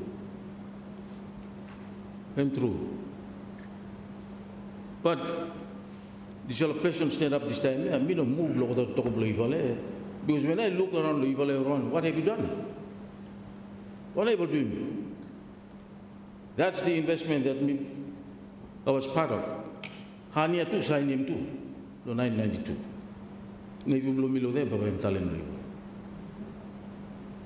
For the benefit of this whole country, because that was the words of our forefathers. When we went a country, we were still a protectorate. By me will not allow for Salem, but we will allow you to use it for the benefit of our people and the protectorate. You mean no country there? I told the people at that time, buy me no rush and disturb in this place. Let's create an investment. That is our economy. That's the kind of transformative thinking that you may run Masgarin. Memang central what are we going to do? Lord, the constituency believe me. Yeah, but that's the transformative thinking that you may run Masgarin. Otherwise, by me come, by me read him the same statement by some fellow writing about other ministers in the past for the last 10 or 15 years. Same statement, no, by me come read him. Say, the page 2. His Excellency, the most eminent Excellency, Governor General Solomons, Talent, the page 2. I want to remind us again. Our people throughout our country are keenly waiting to be part of the united and transformative change that the government, that Jinat, you promised. That's what we should be talking about, lawyer. That's what we should be talking about, lawyer. You may come tell him, you will just call him National Summit. Aye. Good. Some summit no, you will tell him, lawyer, Minusai, by some National Summit, Labour Mobility Memorandum on them new way. Say, we have to look for the new jobs, or they are all jobs. Nearly every speech me harem go Labour Mobility in check. One will go more Labour Mobility lo there. Labour Mobility lo there. Labour Mobility lo front lo there. Aye. Hem no only one.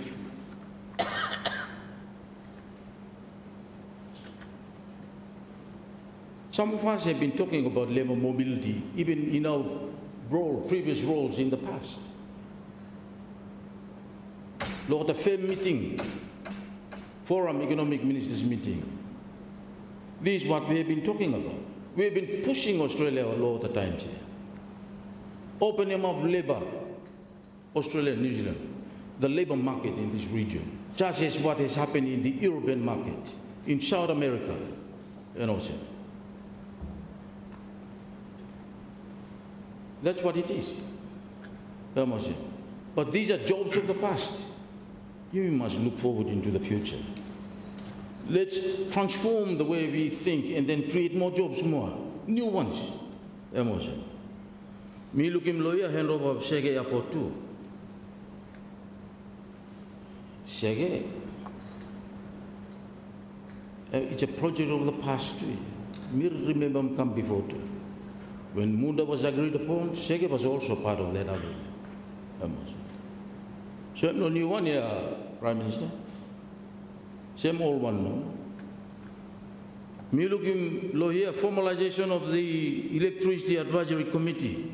I don't know what now really the issue here. Possibly because, you know, the electricity tariff being so high, Los Solomon Islands. So much so that we want to give it to an advisory body to think about ways of bringing down now the tariff here. I don't know. But the truth is this, Mr. Speaker, this country, compared to the rest of the world, is possibly one of the highest electricity tariff. And that in itself, as we go out to try for marketing country, that will be the first hurdle. Metal industry. First hurdle na electricity tariff.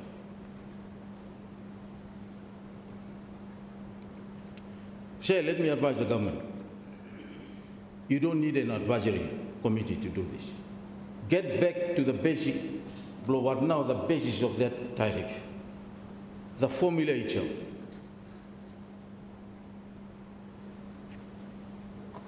SOEs or utilities in a small island state, you must run it at a break-even. You run it at a break-even. If you may run it as a profitable entity like this, tariff by him should higher. Tariff by him should higher. You may come back again, sit down and dismantle him, not the tariff. Make him, you may bring him come back to a break-even. Because the most important thing is that if consumer welfare am not featured in the way that the tariff have been formulated by you missing point 9. And this is what's going to happen right now. And it has already happened. You will have a very high tariff.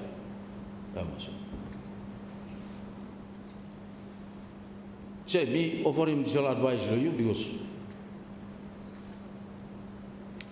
me little bit involved law, rewriting of the tariff blomo.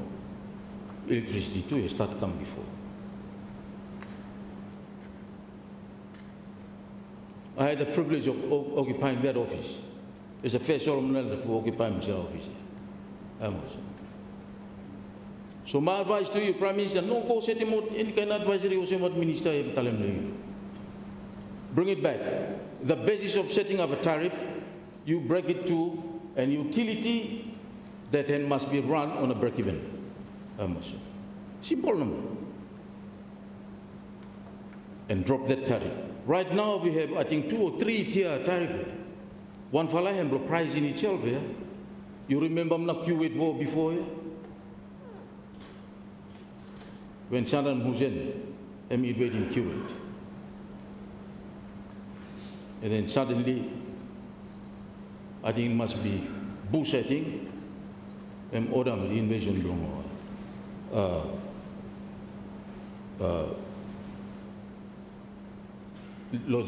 Desert storm operation.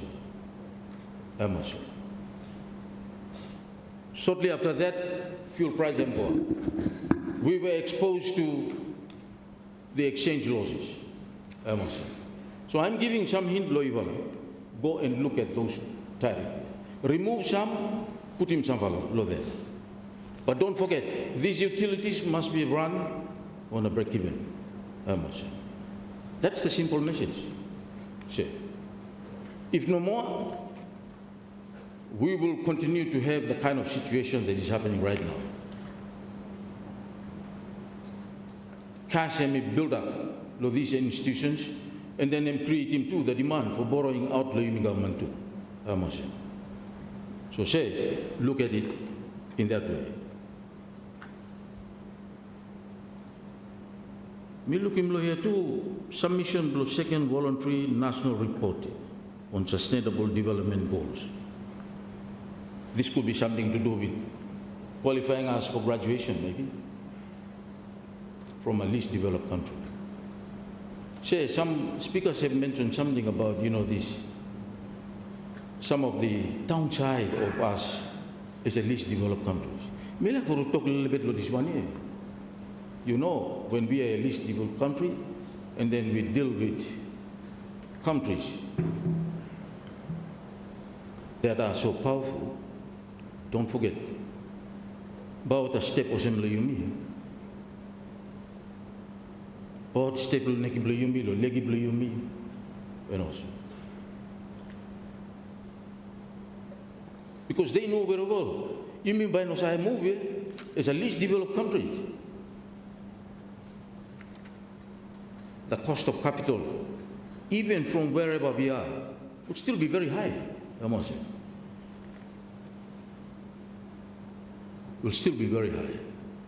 So that is one of the things that was a milai for a little bit mentioning normally you mean. Let us be very careful a little bit about this one. It's a least developed country. But there's another analogy that me like me for look lohem too. There are countries that have not changed their status, but have grown so strong, formidably strong. China, for instance, it is still a developing country, but look at it. The second could be now the first or the largest economy in the world. I'm not changing status below him. I'm not changing status below him. The developed countries are complaining about him. Saying, man, you go graduate come up now.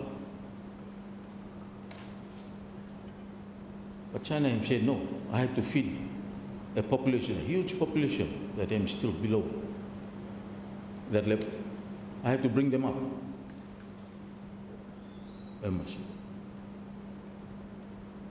It works for that particular country very well. I don't know whether it can work for us too. Even though we are least developed countries, no change in status here. If we find a way so that we can come up strong. No good jump go to another level and then not long after that him fall down. That is the risk.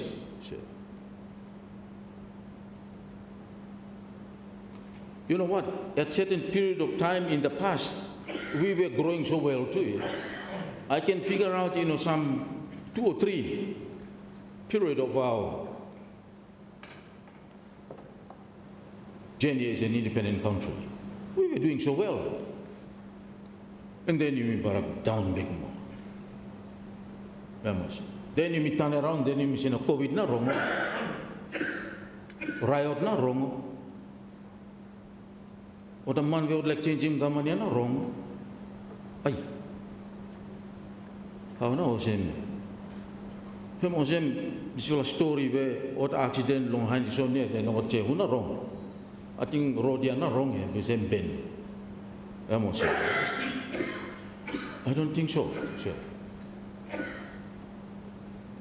We have a situation where we should have developed so well. You may want to make a decision that we have gone down. We ourselves say, no blaming the COVID. Even the whole message about COVID has been coming on for some 2 or 3 years here, not just all of a sudden in Banganuma. So as a government, we should have stood up and then put up our guards.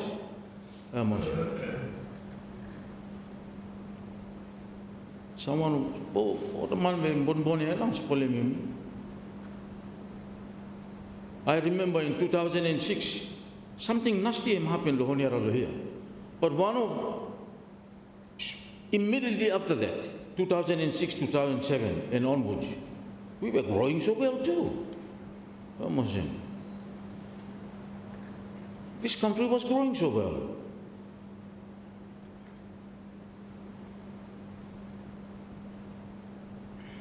We didn't even lay all the blames on all that has happened.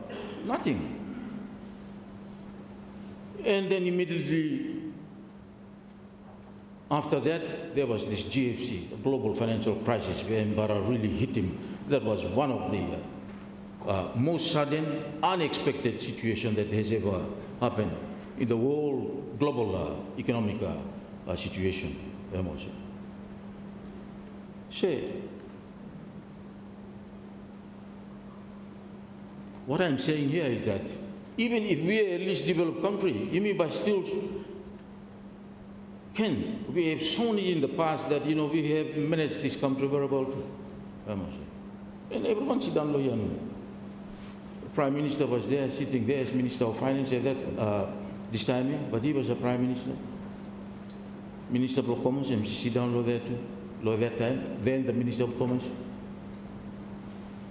Something's gone wrong.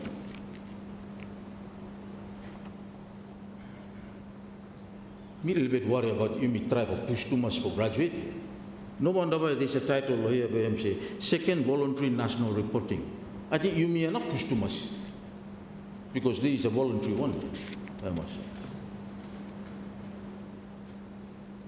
Let's get right down to do the basics first time and decide what now those activities here that can be translated as the transformative activities here. Name them, Luena location, feature them. That's what we need to do now, I must say.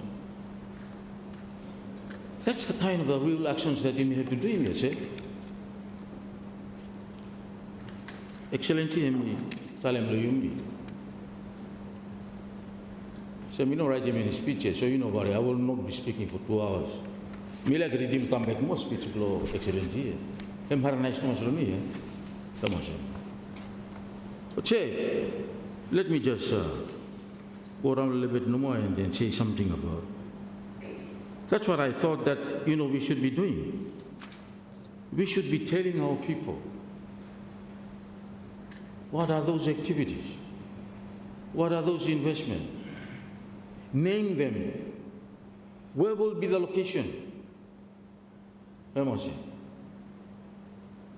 Because as I read through me, Haremo Channel big boy too.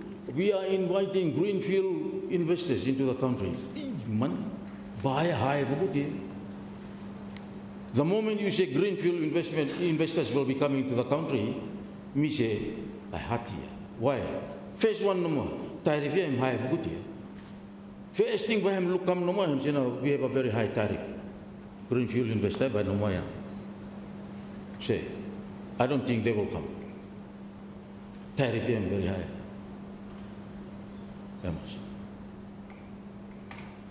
We don't even have a capital market law here. Say, the financial institutions in these countries are just intermediaries. They are not owned by Solomon Islands.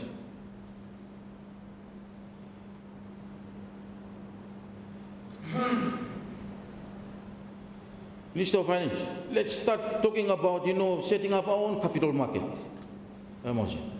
Sorry, Mr. Speaker. Yeah. That's what we need to do. If Port Moresby have a stock market, Suva got a stock market, why not us?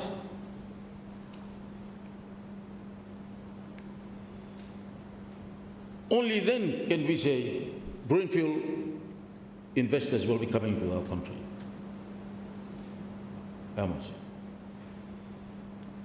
But as it is right now, no more.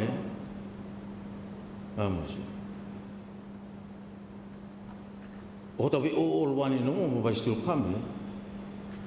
You may repair them more and make them good. Why you keep on going no? I'll give you an example. You look at Soltai, when we went down the tension, we tried to bring in some very high fly investors in for coming side. No man.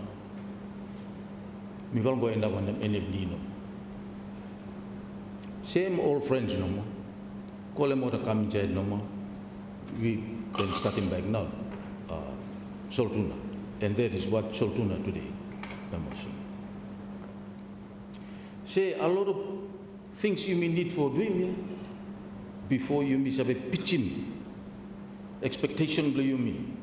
or something that is very high. I'm not message familiar for Talem. You may let him excellency for him come now statement. Lo you as an address to this house. A little bit sorry. But let us as Parliament not spoil each other, but find a way out. I think already everybody were talking about it. Things like we need another 2 or 3 more canneries. And we have investors,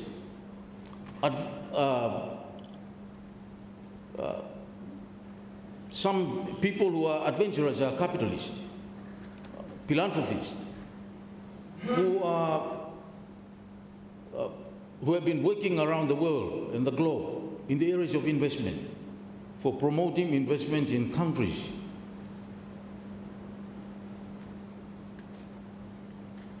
that are struggling.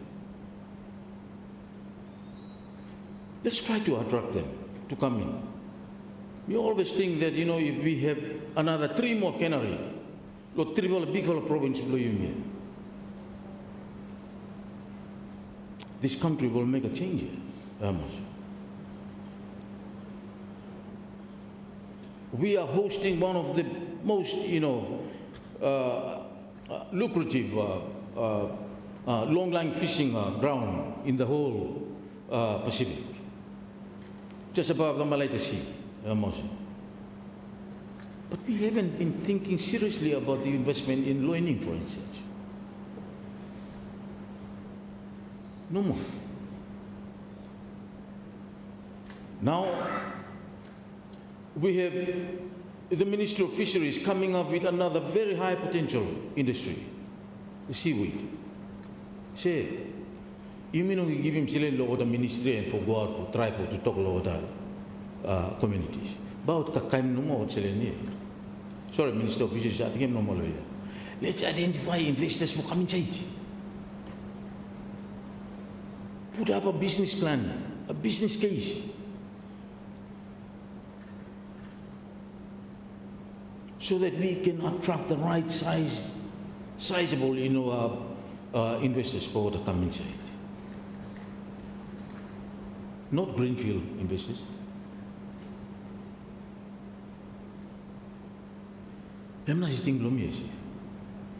Because if we don't make any real investment for him happen in the next 2 years, poverty will by him really creeping deeper into our economy and into this country, honestly.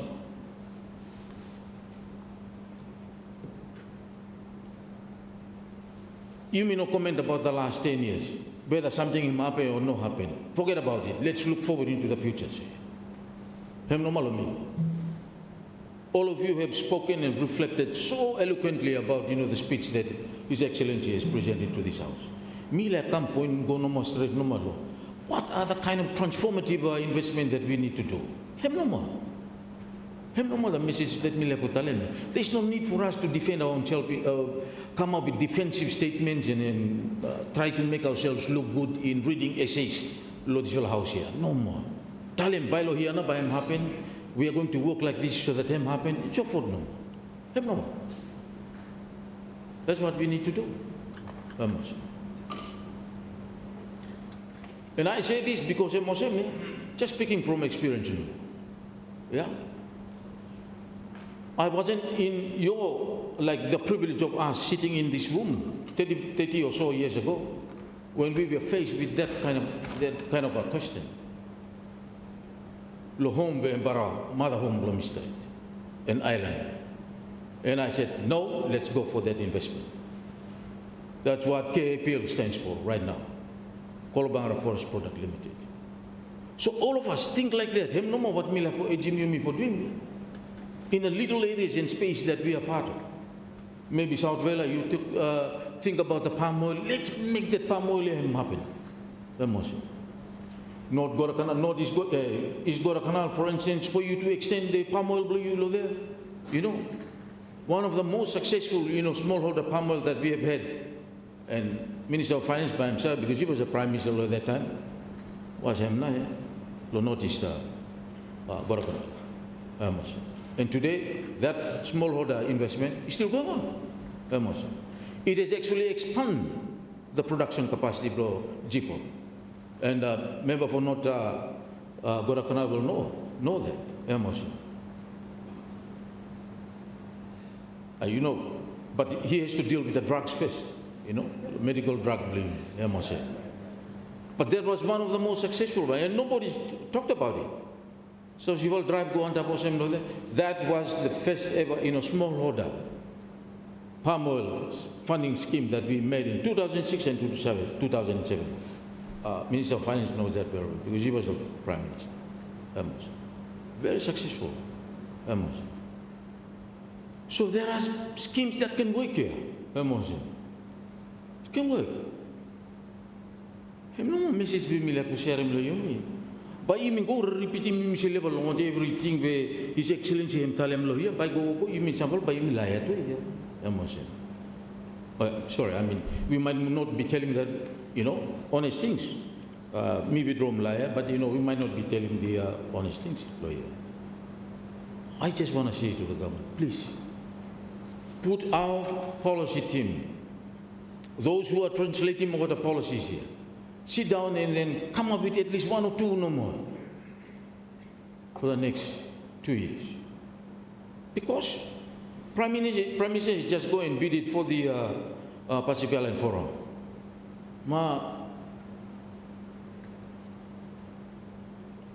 I think, if I'm not wrong, say he's going to go and beg more for another donor for come and fund him, not the PIF. He's going to go and ask someone to come and fund it. Even building belong Prime Minister's residence or the constitution or head of arms of government's residence. He said that he has security. Look, you secure him. You secure him, the Minister of Finance, all over.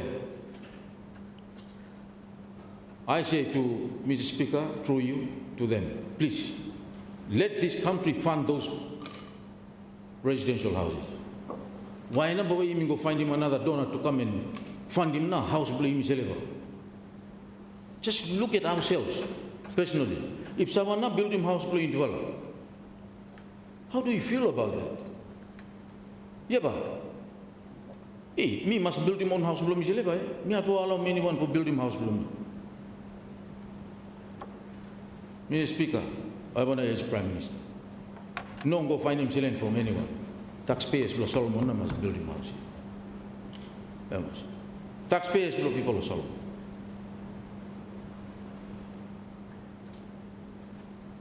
Let's make some real investment for him happen to this country.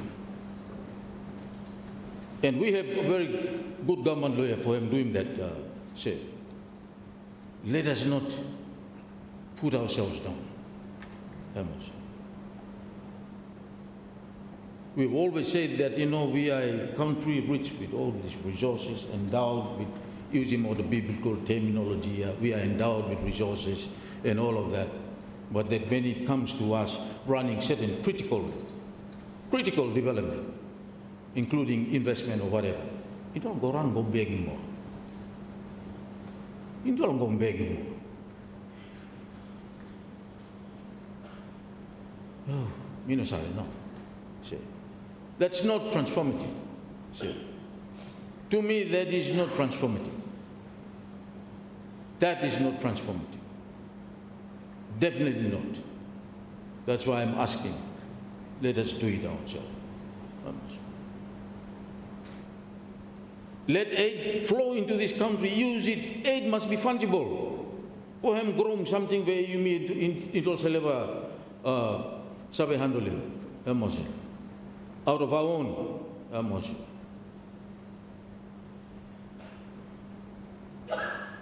So that him look good for individual. Of course, that's what aid him all about. But don't go the front line now and then go hold him aid here. Emotion. Use some professionally acceptable way of running the affairs of our country to do it properly, for deliver those very critical development investment that into like it. Then buy him look good. Say these are the challenges that India will have to face in the next 2 years. Let's start thinking now. And making transformative changes and come with something here. Change in the thinking and mentality and the way that India decide. That's where him started come from. Say. So I'm asking, say that, you me, little bit think good first time. I've written some notes law here, handwriting law, certain things that came out from it, but other speakers have said it so well, and I don't want to, take him up too much time, him. Say, for instance,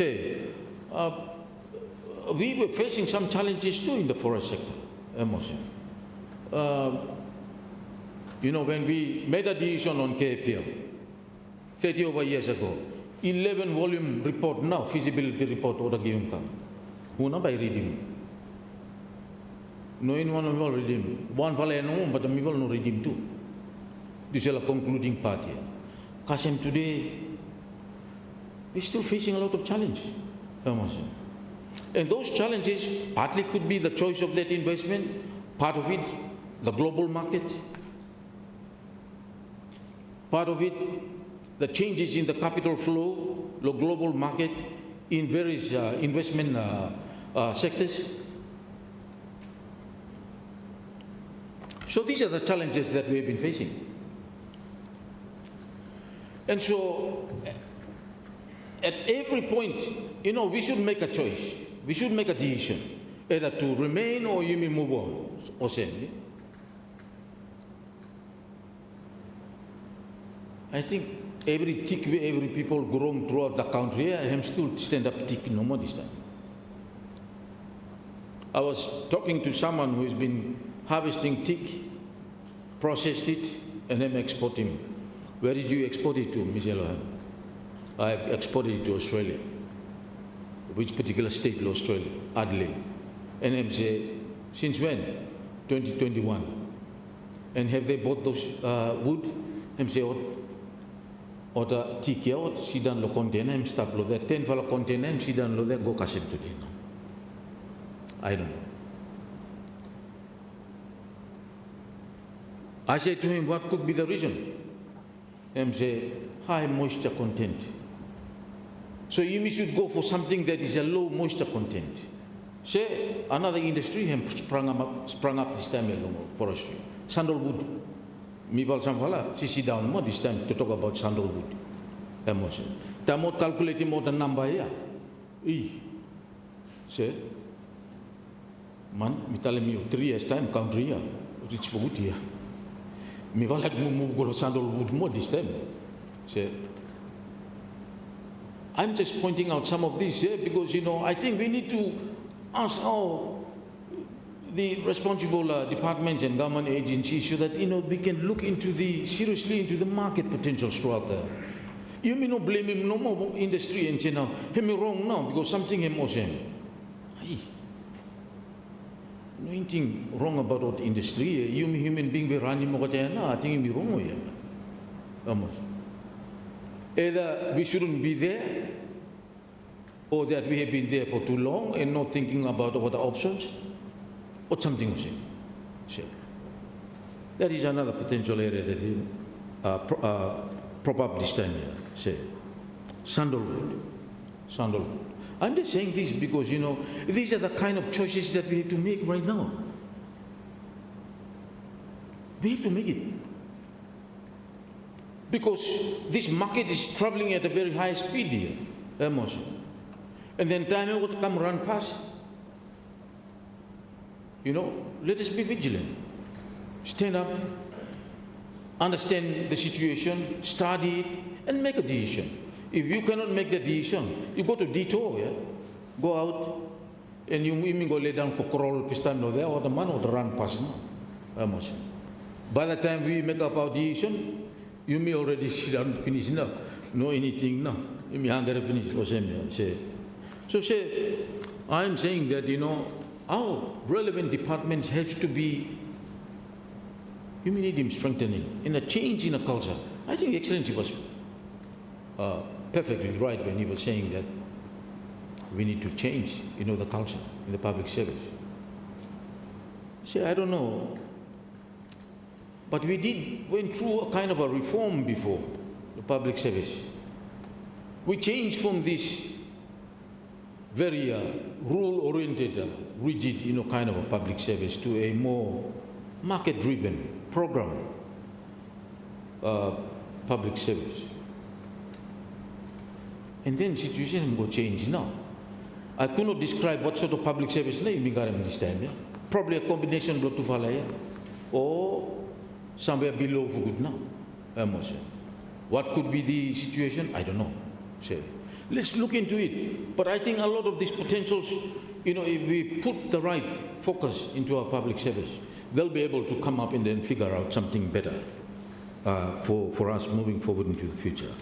Say, that's what I picked up from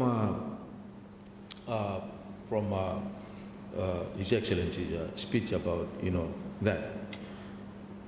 And even in the field of agriculture too, say, there are donors right now who have been doing a lot of research, agricultural export,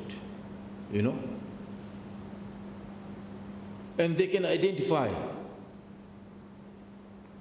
species that can actually, and crops that can actually work in our environment. Look here.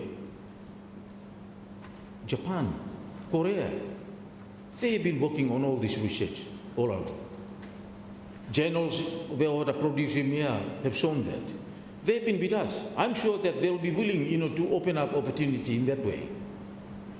Why don't we collaborate, have them to collaborate with our own tertiary institutions here, rather than talk about, just expanding, protecting, developing more tertiary institutions, but we are not adding value to them. Amos. We are not adding value. Build up the right capacity. See.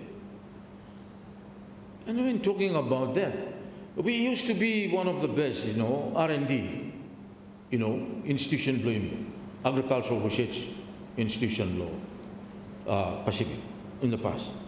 Then we went down that wrong path, and then we came back again. But then today, our institution have go to. That particular site here has gone. Government, you better tell us. Maibal salimna dodokirki.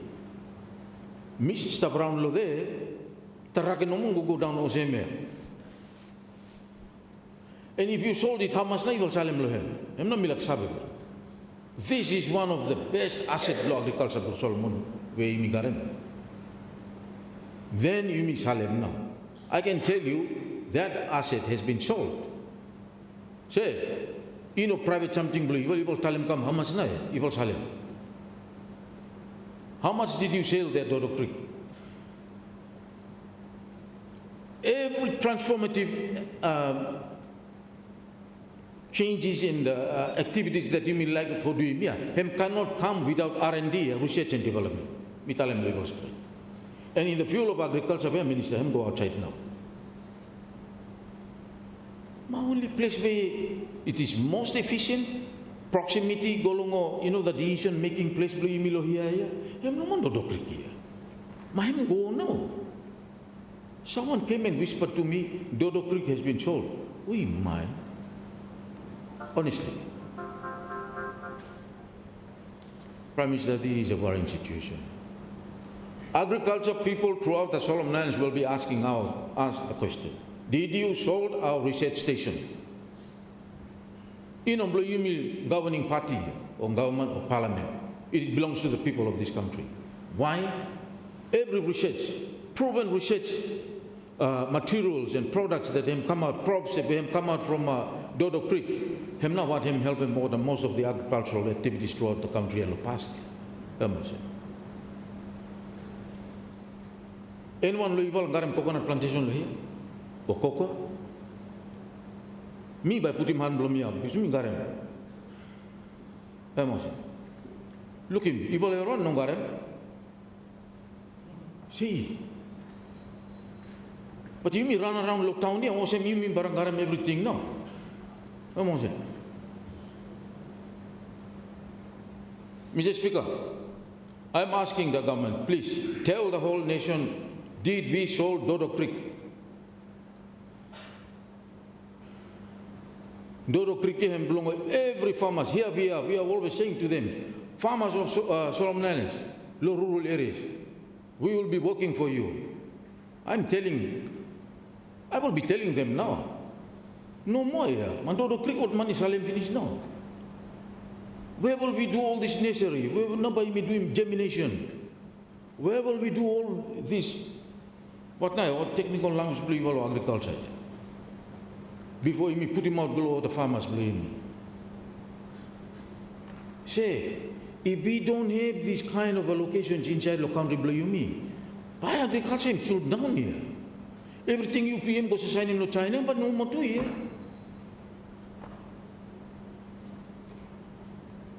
One more agriculture station in lo home to here, lo ringi. One number place here, yeah, lo there. What? It will be just so expensive for you to do it over there and then come supply out to. This is the center. Lo yumi center now. Unless, of course, you have a big envelope of funding there, to be able to establish more research stations here around the country. We don't have this what now this program for agriculture before here. RIS, RPS or one year, RSP or 1 year. I know in one lawyer helping me too. We don't have it right now. But these are the kind of scheme that has been supporting, this research going out and farmers want to grow cocoa, agricultural something. Say, me like him no more. You will take him back now, Dodo Creek. Minister of Lands, tomorrow you tell him, Commissioner of Lands, resume him back now. We won't have a research place. Him no more. One of the best designated research location. You find him a new place more? No, buy him no work. Resume him back now. Let's repossession back. Dodo Creek. Then Baba believe him now, all the commitments and then talk about you tell him here. Transformative. And then transformative and sustainable development. Transformative never come this time. We have been struggling with sustainability. Sustainable. SDG. Sustainable Development Goal. We have been struggling with it. Even Minister of Mines, but him struggled one time too. Page 20, he was talking about, what name tell him? Page 20. Lawyer said, we are going to prioritize strengthening institutional capacity into a responsible, sustainable mining sector. Pacific mining, him go down. What can sustainable knows? Pacific nickel mining, him down. Or the local contractors, they have now run into the court, holding every assets. Mining sector, the moment you open him up legal litigation, no stock market will ever be interested. No money. No more. No money. Say, if Dodo Creek can go, that is a big blow to any ability belong agricultural sector for you to transform. No money. Unless you tell us where is another location where Baba Yemi put him not R&D, research and development. Unless you tell us where not.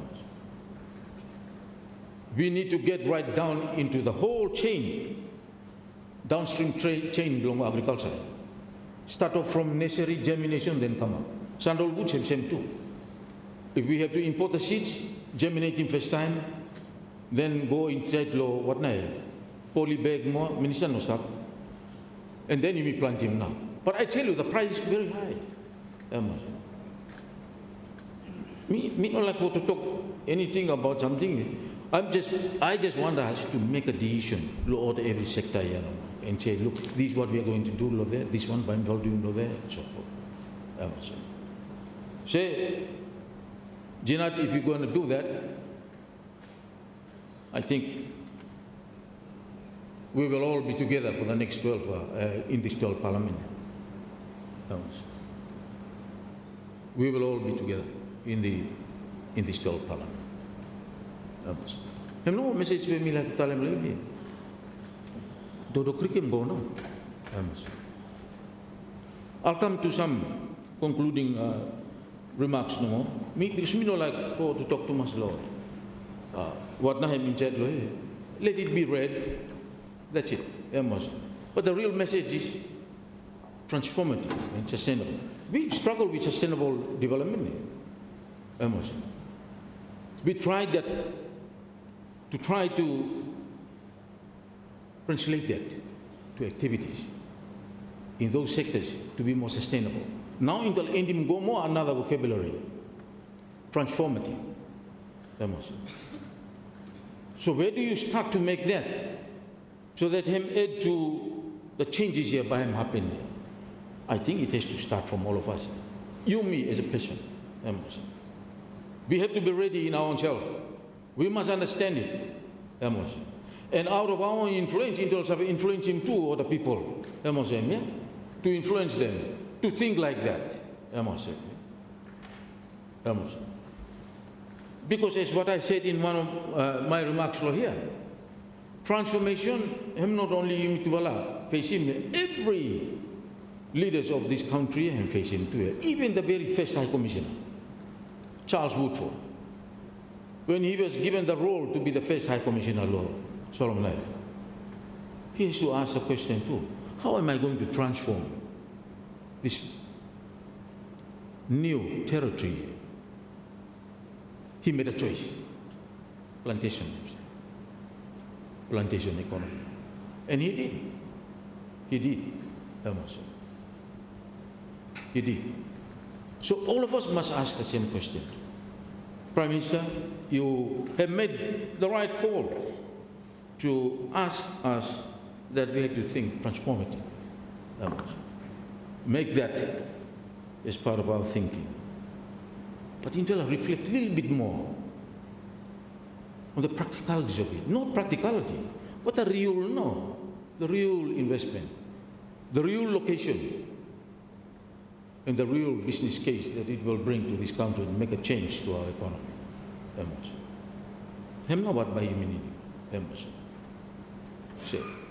But when you see some things happening, you start to worry more. Dodo Creek go, the critical agricultural sector here will be affected. Because you don't go just tell the people, go find him no more in this area, anywhere no more, then you go plant no more. No, you go to propagate them well here. So you need research and development establishment to make that. But time until take him out, go. Until fall down now. Please resume him back now, please here. Dedicate him to research now. Dedicate him to research. Give more assistance to Northeast Gorakanal and East Central Gorakanal so that they can expand more on palm oil production. I think that can happen. That can happen. You may be by 15 lo sandalwood area, you mean go molo sandalwood. Living beside Tikia. You mean go sandalwood. Say sandalwood by happening. I'm urging the government put more resources into sandalwood. Me part lo or some discussion lo sandalwood too. Some former leaders below me and everyone. So I want to urge the government, you look at that potential. It's a very good potential. We have good land stretch over the land areas below you here. Easy to manage them. Yeah, accessibility should be there and it can work very well. The other point that I want to touch on is connectivity, infrastructure. Mr. Speaker, Me like for resting myself, my whole emphasis on connectivity. Let us not forget this. We must build our own data center now. Solomon Islands must have its own data center. Don't allow Google to come and do it. No allow many service providers to come and do it. Be our own self. Let's have it. This is the key for us moving forward into the future. Minister of Communication, he just came back from India. He's very fresh now.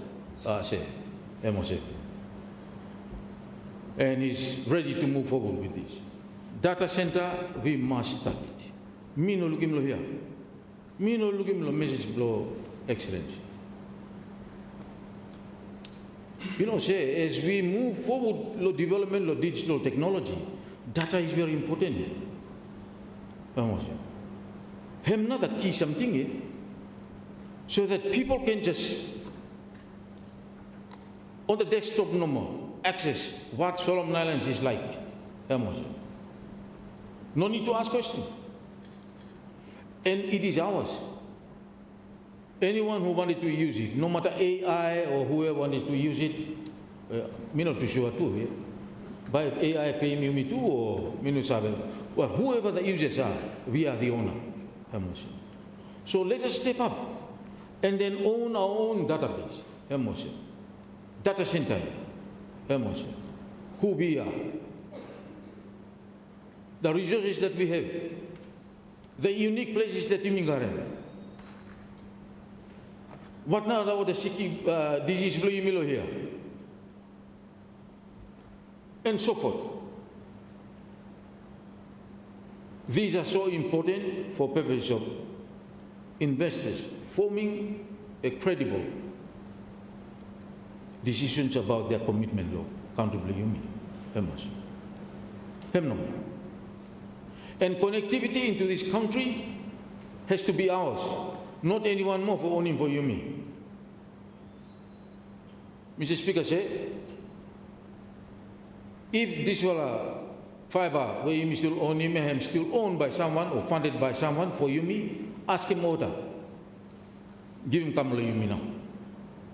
Let us ask for that concessional financing, redesigning back this model of financing, then Yumi take charge of him now. How a number by Yumi still allow order to price us and slowly remove them now, small debt financing, the order still hold him in charge of him. You look deeper into the financing of that.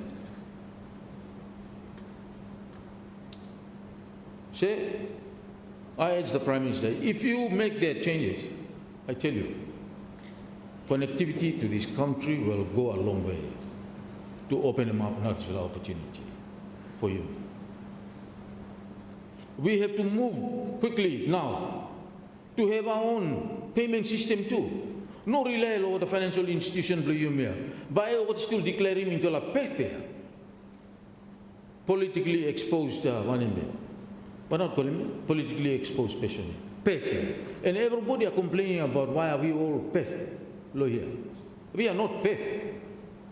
We are leaders. Who know what for calling me PEF? One name, PEF mo? Emotion.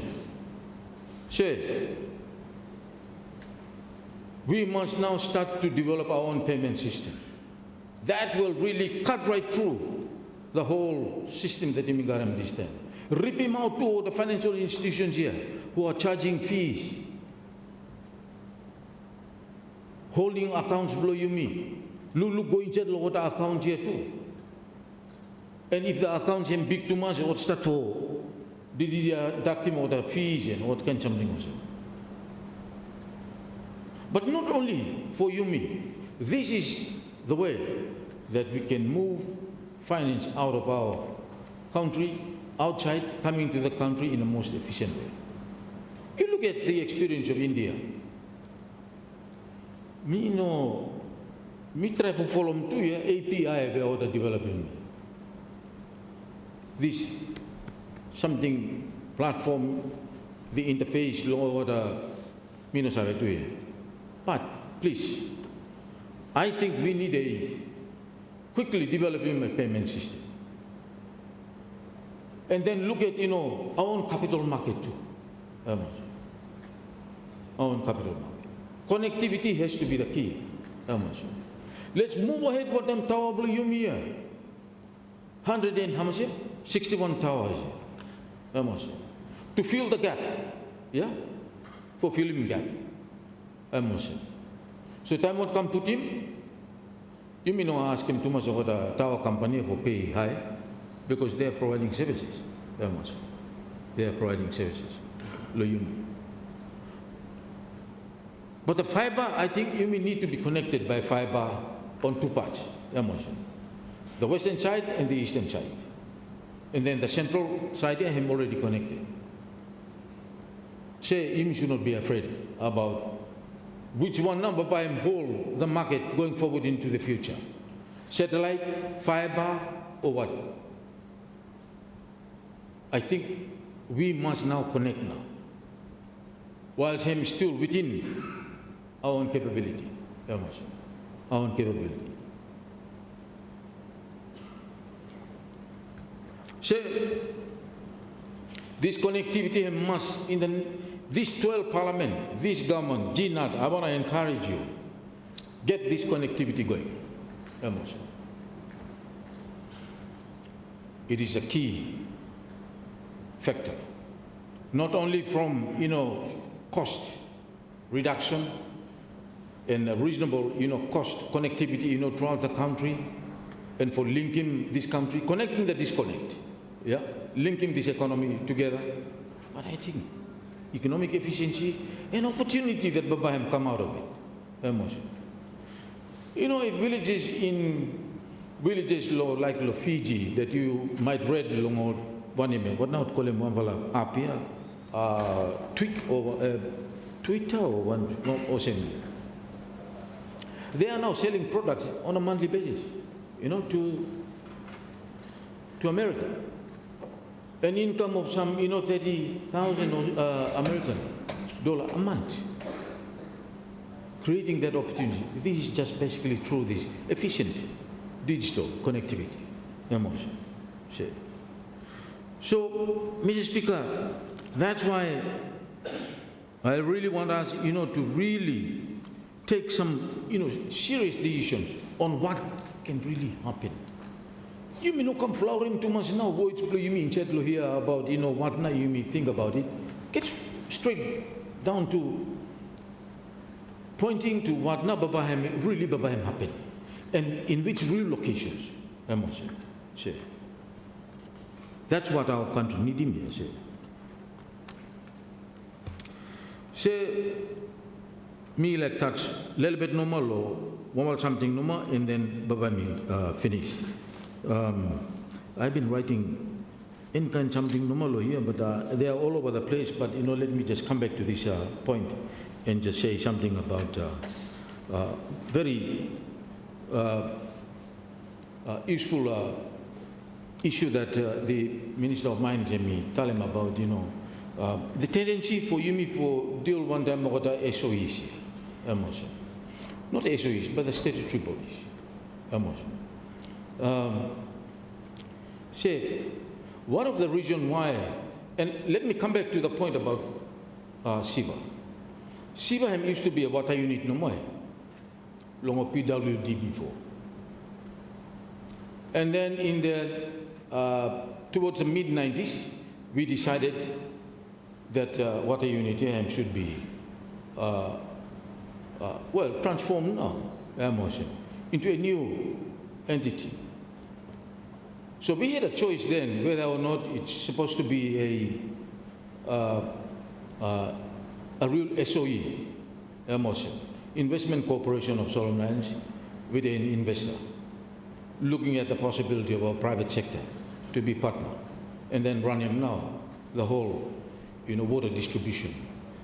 Here initially, and then when the supply designated areas have expanded to the provinces, then they can also go there.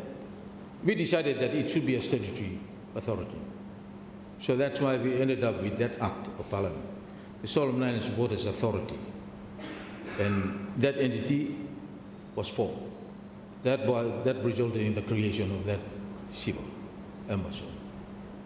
The late Chair Gideon Jolabek used to be a member of parliament, one of our pioneer medical practitioner. We got him in as the chairman.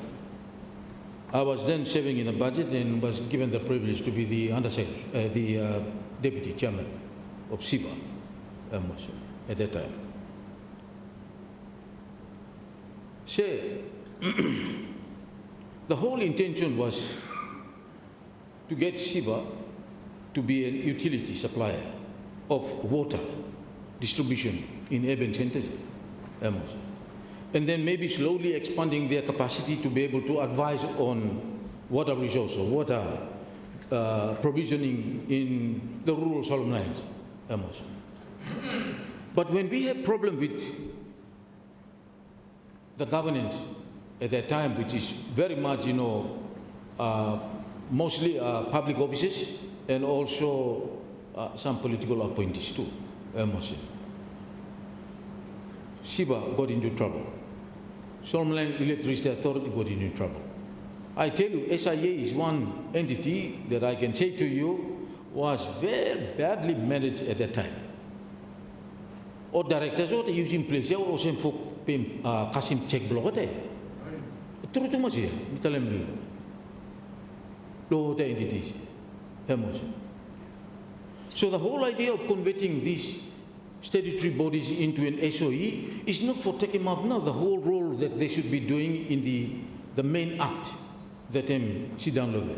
It is basically for financial management and governance. Two factors here. And when we did that in 2010 and 2011, Solomon Power got rebranded, or SIA got rebranded, and did so well.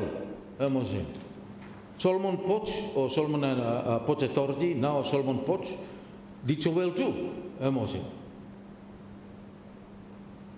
SIBA was building up its capacity very well. Me no sabe how now. You mean go ended up, you mean reversing go back more along, the original arrangements of appointing the other positions here now will become directors or board of directors of SIBA again. Say, me no sabe how now, by the one and walk away. We had the problem with them in the past in that same way. Now we are bringing it back to them. And time you look along at everyone in charge of there, everyone here, doctor, everyone, new body, every doctor now, doctor. Say, honestly now, every doctor now looks like a new body. Doctor number one, go, doctor, everyone go. I think by secretary, by him, doctor too. Minister of Mines, you dress him to a body of one time, doctor, yeah. You think him by you make him Valaya. You think him for what, yeah, Mr. Speaker? Dress him body or doctor, yeah. It will, I can tell you, it will be still down the same path or same before no more. Same. So the point that I was telling him was that when he read that statement last week, Mr. Speaker, he said one of the reasons why they have to, or the main reason why it has to be pulled out or plucked out of the SOE into all, SIBA Act again, to be a statutory body, is simply because all the main projects that, the government was aiming at has not been well managed, delivery delayed, and so forth. There are so many rumors going around here. And don't allow these rumors to come out. So you like hide him good no more. We don't want to hear those rumors. Because what the institution here does not belong to us here. It belongs to the people of Solomon Islands. And I'm talking on behalf of people of Central Honiara here, who are the biggest consumers of water. Yeah. And MP block, I mean, nothing believe in more. They will doctor by water running by him run good here. Nothing. No more. Give it back to the SOE.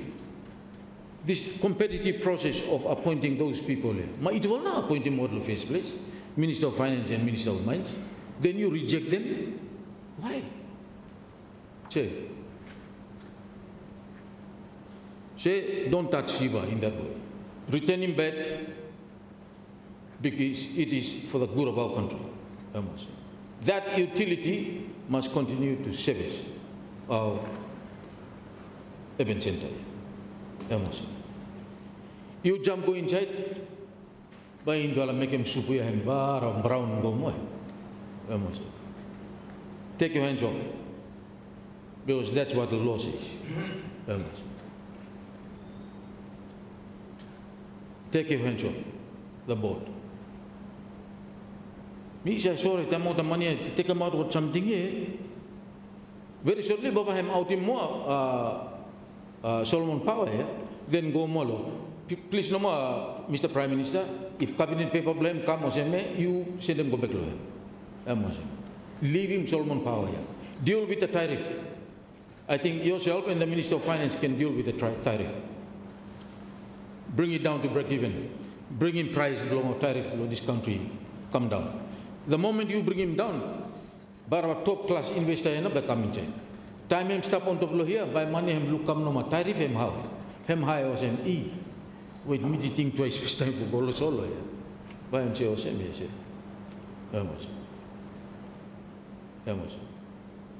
So that's my comment on Sigo. Lastly, before I resume my seat, but me support him, this was speech here, say, and I support the motion law Prime Minister too, because speech here and one of the sweetest speech. This one, very nice. I'll keep it. By me living lawyer. Last one now LSL. By you tight na yung him come mo, LSL mo. Him like to talk about LSL mo. It's just like this here. Me like him Indwala, this government let us be fair to taxpayers of this country. Tell the taxpayers of this country what na indol buy me and for what. I asked the question, who know the creditor? In liquidation, there are 3 processes of liquidation, or 2 are the most used one. A creditor, him take him someone and then him liquidate. Or you have 2 shareholders, or the shareholders voluntarily, or they agree to liquidate.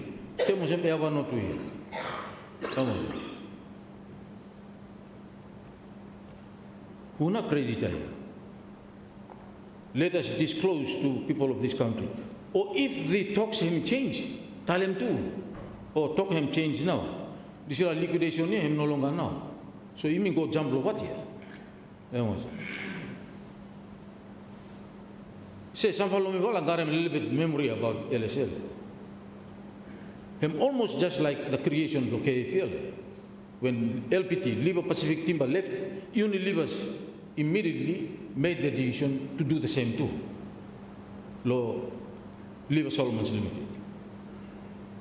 And we agreed at that time, all the tax liabilities belong to LSL by no pop up again. This will a title here, this will a company LSL, and must die a natural death. Russell Islands plantations, we were given a choice for Sema Hemi started. And I remember very well at that time, the then finance minister, Mema Blumaro, him citing the instrument for starting na recall. Not LSL Logor Canal. Not LSL Logor Canal. The LSL Logor Canal is what we need to talk to the people, provincial government of Gorokanal, and they will decide what now for doing. For a larger industrial development here. But this will LSL him soon resurrect again here. And I think suppose Ministry of Finance him Lombone, I think Baba Misa go back and find him document. Ministry of Finance born in 97. Minister Blomina, he don't know that. Early morning, 3 o'clock, whole building in Bonino. LSL was not supposed to be resurrected again. I say it again in this floor of Parliament. I did not have the evidence of it. He was Minister of Finance and Boneno. It shouldn't have resurrected again. Whoever have resurrected him, me no sabe man.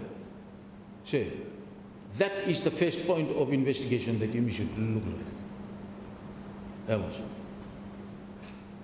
That is the first point of investigation that you should look at. The second thing, even if we buy back LSL, it all tell him come to me. We have to establishing the facts first in the first place. Was LSL gifted or was it bought? These are fundamental questions that we have to ask. Mr. Speaker, it's now 4:30, so sorry for interrupting the MP for Central Ranera. Mr. Speaker, it's now 4:30 p.m. I seek your consent to move a suspension of Standing Order 10 in accordance with Standing Order 81. Leave is granted, Honourable Prime Minister. Thank you, Mr. Speaker. I move that Standing Order 10 be suspended in accordance with Standing Order 81 to permit the continuation of business until adjourned by the Speaker in accordance with Standing Order 10.5. Honourable members, unless any other member wishes to comment on this motion, I will put question. The question is that Standing Order 10 be suspended in accordance with Standing Order 81 to permit the continuation of business until adjourned by the Speaker in accordance with Standing Order 10.5. All those in favour say aye. All those say against say no. I think the ayes have it. The ayes have it. Standing Order 10 therefore stands suspended. We may continue the business until adjourned by the Speaker in accordance with Standing Orders 10.5.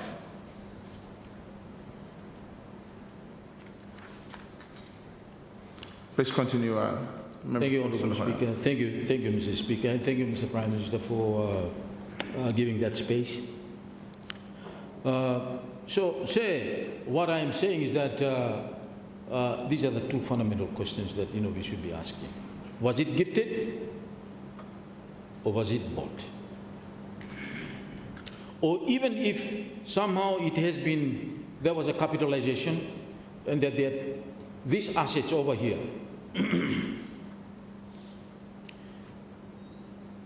where charges were laid against these assets. Law block country na intel must follow. Me must talk pidgin lo here. The Exchange Control Act. You have to have that approval first. And you've got to have the proof that the money came through for that purpose is approved under the Exchange Control Act. We have difficulty in proving this in the past. We have difficulty. Emotion. We have difficulty. Say, these are the yardstick that you have to follow.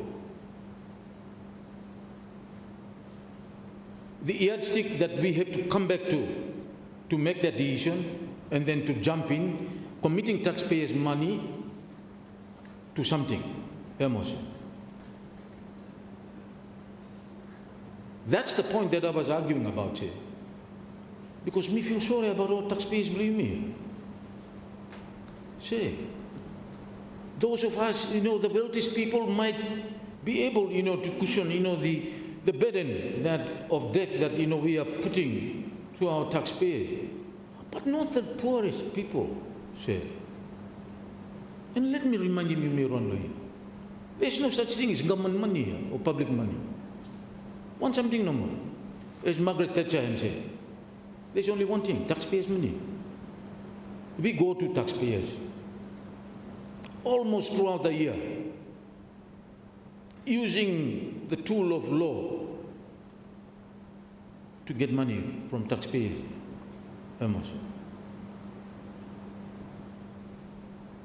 But that's being, part of a democratic society. That it must work like that.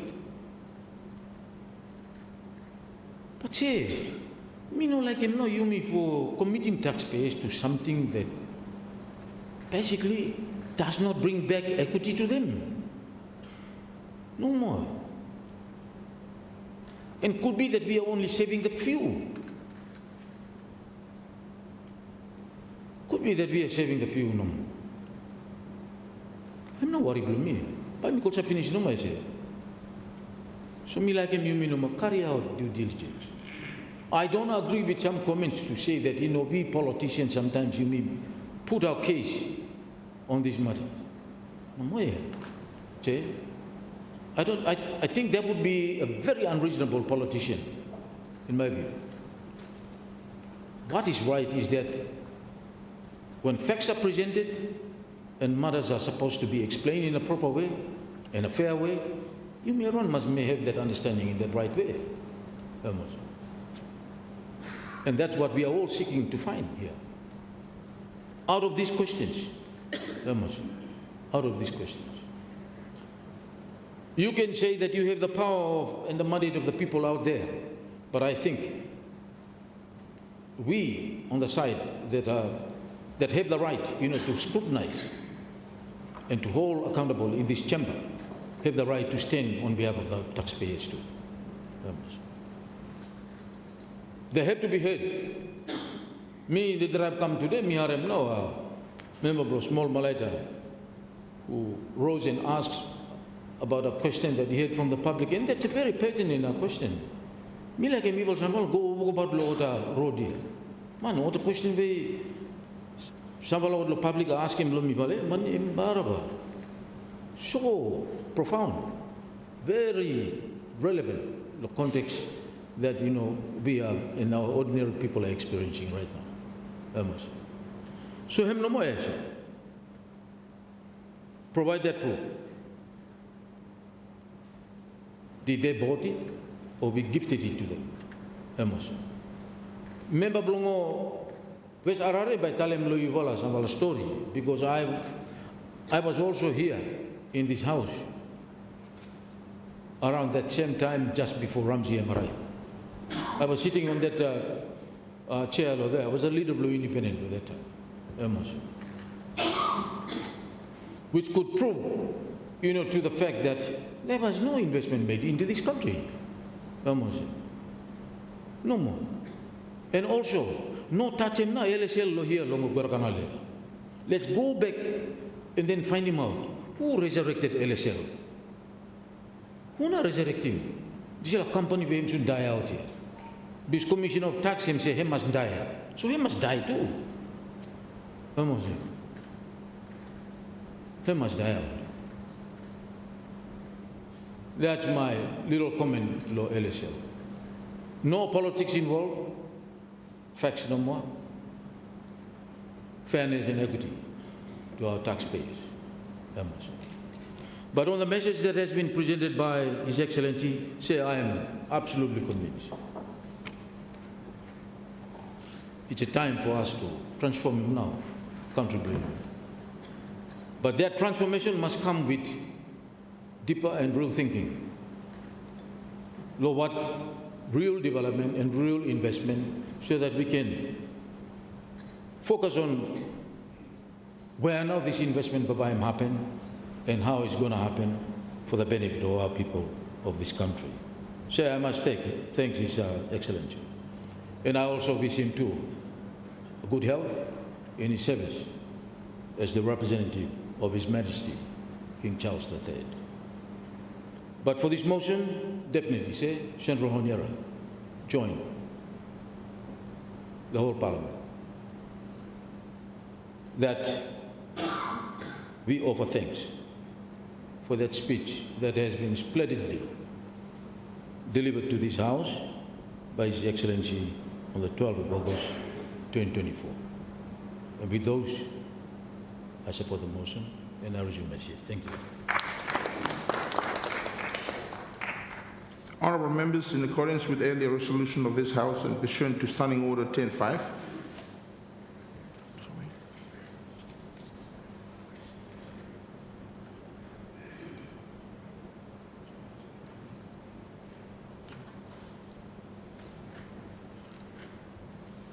Prime Minister. Thank you, Mr. Speaker. Mr. Speaker, I move that the debate on the question be now adjourned until the next sitting day. Honourable members, in accordance with the earlier resolution of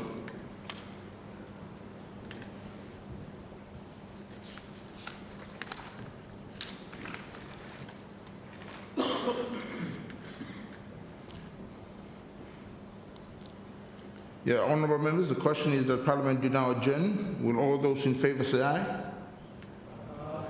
All those who are against say no? I think the ayes have it. The ayes have it. Parliament is now adjourned until 9:30, Tuesday, 17th September, 2024.